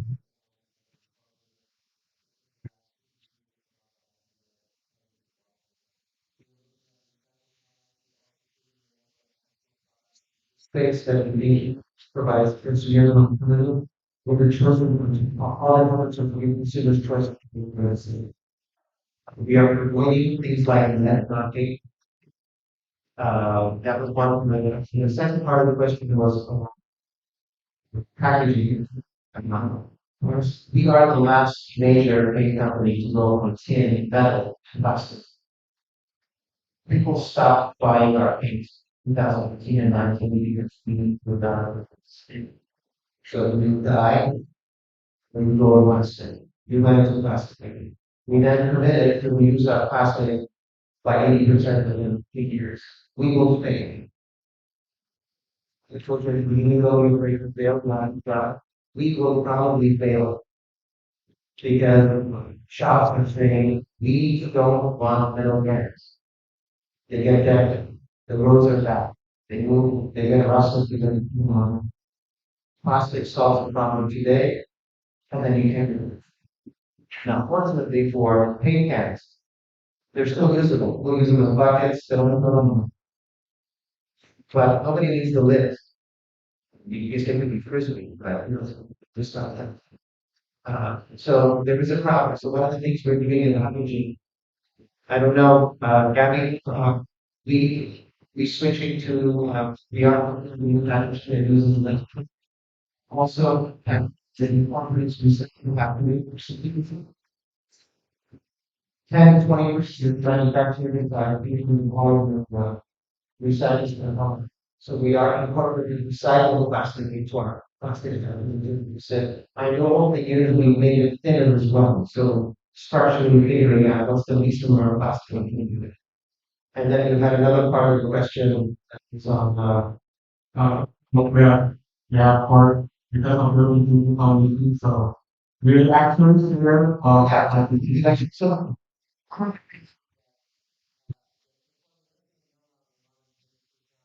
so secretive that others cannot do what it's just whether they're willing to do it. 2 years ago, an NGO got together all the different manufacturers and said, sign a pledge that we will not put that in your paint. True story. I show up, most of my competitors. The NGO comes to me 10 minutes before the meeting and says, all your competitors have dropped out. People used to say, it's a scary moment. Right? And I know what that is. It's been banned in the US since 1978. Most of Europe since 1981. That causes permanent development damage to children. The IQ loss Mhm. is huge for children exposed to that. The total economic damage of lead in Indonesia is greater than the market value of all paint sales. It took me a few minutes because all of my competitors were backing out, some of them because they didn't have authority to offices. I said, also, pledge. And so when I did that pledge, I also said, smaller paint companies that don't know how to coordinate without that, we're going to show them. If my competitors do this, it has to be a level field. If other major companies are willing to educate the small paint companies to remove lead from their paint, we are happy to share formulations, share wrong. Because I don't want the small competitors to suffer. I'll fight hard against all my competitors. Professionally, it's okay. That's what this is. The small competitors, I don't want to see them not being able to catch up. There were a lot of questions when I was in smaller companies. Yeah, that's true. So yes, I'm willing to share some know-how, provided my so we need to do the same. It's we're not an NGO, we are a business. And this language sounds hard to we get sort of political answers around this. But I'm just being very frank with you guys because it's the only way you're gonna get people's trust. You have to be honest with them. I'll share it, you don't share. Just to confirm one thing about the industry, why don't they do it? Is it because of the cost of the technology? It's more expensive. It's more expensive to build a product that lasts 50 years than last 2 years. It's more expensive. It's more expensive to build products that are blue. We are investing no longer in skill creation. Not all of our products except environmental standards from individual formulations, but we're changing. We're intending. But it costs absolutely yes. Thank you very much. Anybody else? Yes. Yeah.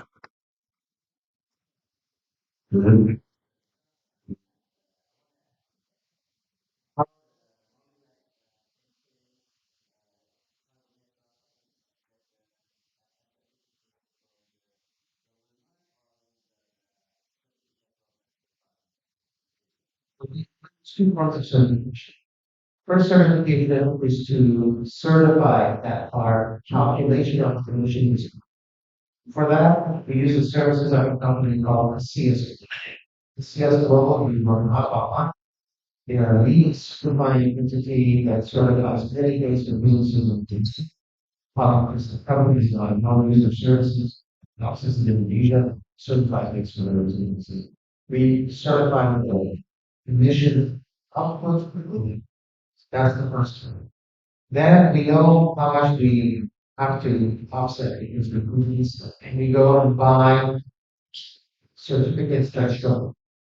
If we buy it on ELN, we trust the dealer. So PLN is the latest function, the speed is reviewable.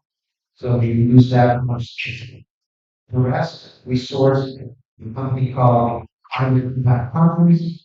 We've been around since early 1990. They developed a carbon neutral protocol and say that it's really certification. Even with them, we don't buy corporations from them. We buy certificate directly from the United Nations. And say, hey, we bought this from United Nations. That in the province.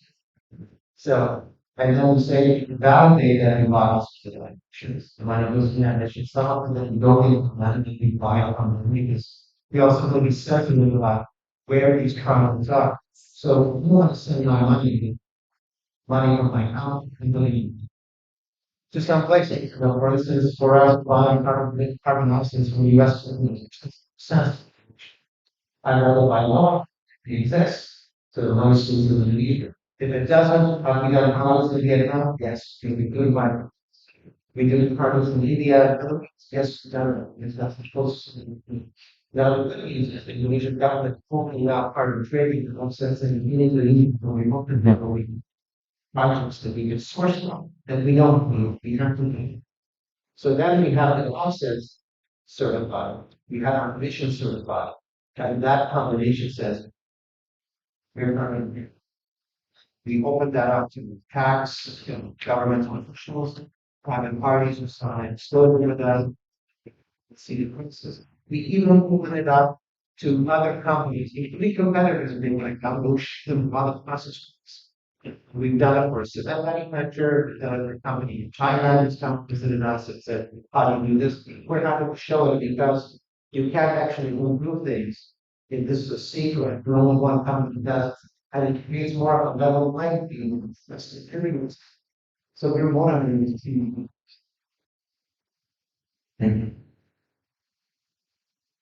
Anybody?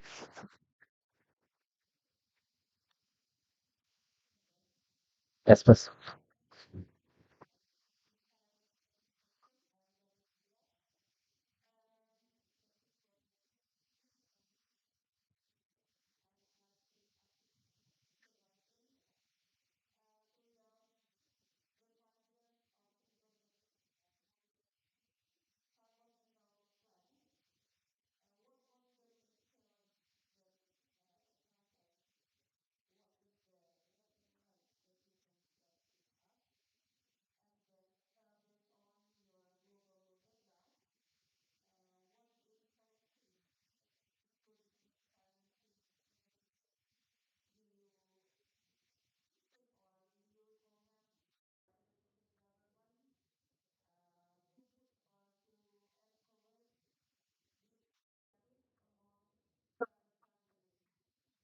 I believe keeping the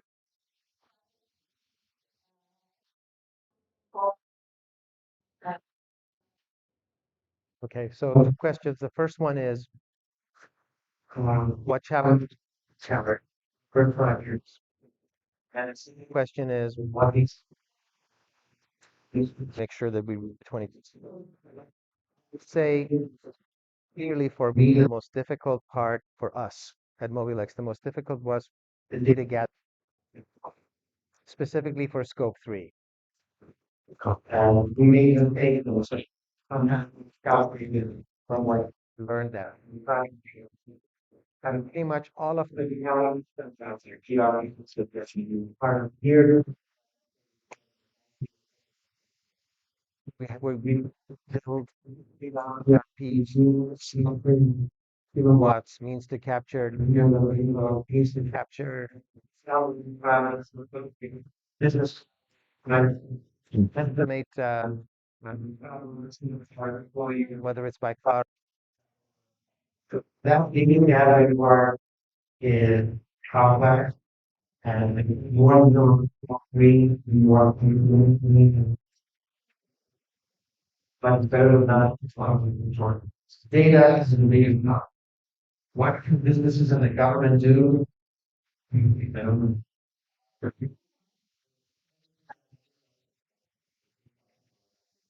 uh, many things for such and so so we believe that cortisol and infrastructure. You have one of the lowest investments in education rate. And so there's so many things competing for resources in Indonesia. It's really different. Who fought the government? Because it's very difficult. You feed the people or you make them contribute. I mean, that's one of the challenges. Right. This is where it troops. And so government is a very difficult balancing act to keep the society at ease, so we're not being bad. Also, you worry about the future. The risks of environmental impact are happening now and will be worse in the future. Risks today on the jobs and security, food security, shelter security. It's a very difficult task. And I'm glad I'm working with the government because of that. Okay, maybe one last question. Okay.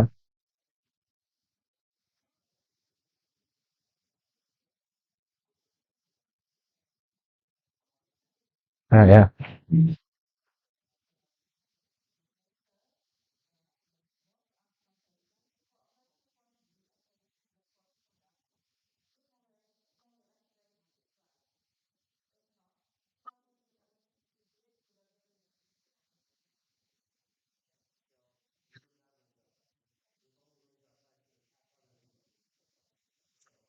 responding to raw material costs, responding to environmental issues. Based on purely environmental issues. In fact, Mowilex used to produce paint to lead. In May 2019, when I completely stopped, it took us 2 years to formulate properly without. When we finally released it, we released a product that was equally priced and was really more expensive colorants that we lead free. And in addition to that, we launched a website so shops and distributors can check the codes for options. And if they have lead, we will take those back. And this is for free with alternative products.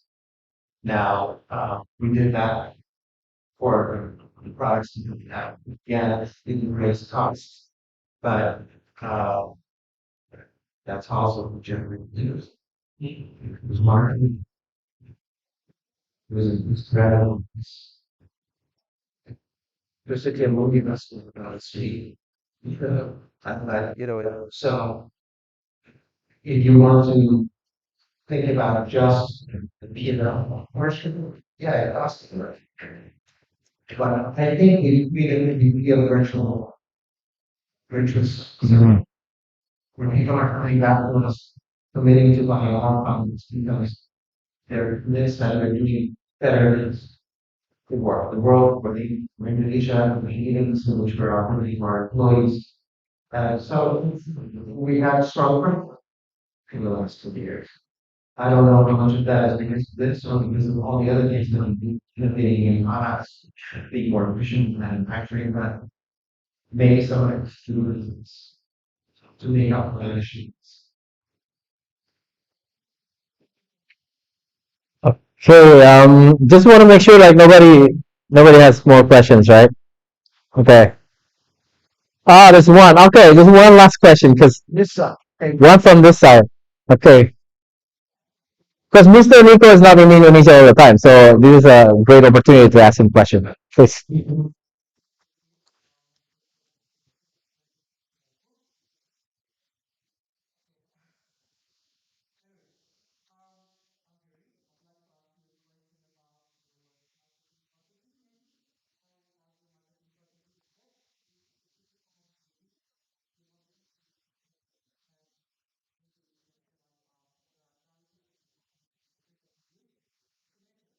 this is certainly a customer.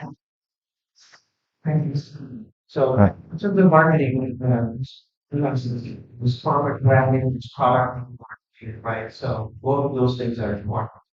But one of the things that I've been vocal about, and sometimes people think it's critical, when I'm having to face criticism, is that I make sure our environment team and our marketing team work together. I see no shade or wrong with promoting very helping everyone within the environment because that's how I feed them. So part of our marketing is absolutely focused highlighting what clearly a big piece of the study. And it's okay. As long as what we say is true, as long as we don't rewash it, as long as I don't tell everybody I'm being sustainable, it's not. Nobody says it. So that's one part of it. In terms of measurability, of course, one of the things can be measurable, but some things are not. So when we do digital marketing, we can measure the clicks, we can see the click-throughs, we can see the bounces, we can see videos and whether they watched them or not, if they clicked the buy button. But when you move to the that's button, like this kind of stuff, branding, promoting your environmental activity, it's very difficult. Uh, um, we can, for instance, if we have news, we can see how many times a news article is shared online and sort of approximate from that what the value of that news share is, the number of audiences we reached. We track our social media performance just to see if we're getting more followers or more engagements. All the things that everybody else is, whatever we can measure, we measure, whatever we can sort of speculate that at least we're what we Okay, I guess that's it. I'm trying to recap. some of the things that you say is just you're looking at the future. So a lot of industries, businesses, they look for now, like looking at the accounting system of trying to find out the equity. But now you're looking at the externalities, right? Things that ISG investors are looking at, and that those who don't follow them fall down. I mean, they're gonna uh, disappear, right? But you also brought up the fact that Mowilex opened the formula, right, at some point to those who want to follow suit in making uh, the world better place to be environmentally responsible. I think that's also an important point that you want other companies, you want other competitors to be environmentally responsible, right? Okay.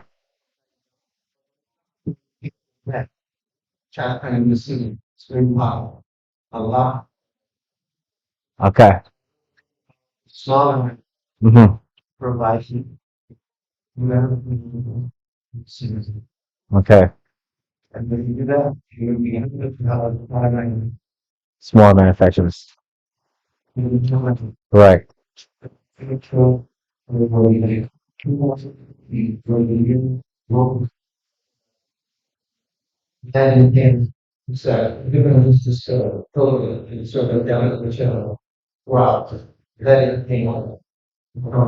Okay. Okay, thank you very much, Mr. Nico. Give it up to Mr. Way.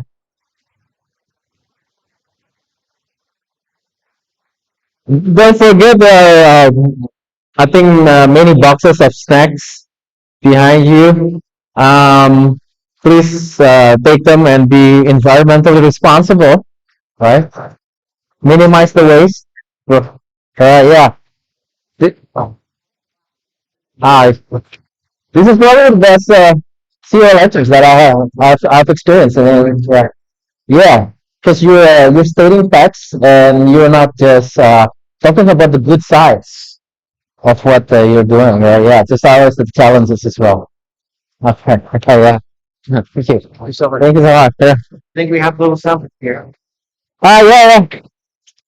I think our photographer might wanna.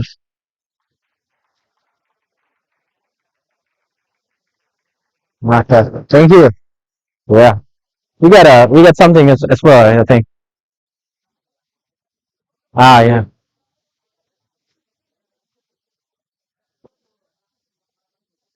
Great. Yeah. Oh, beautiful. Thank you very much. All right. Thank you. Thank you. Thank you, sir. Thanks all. Thank you. Thank you.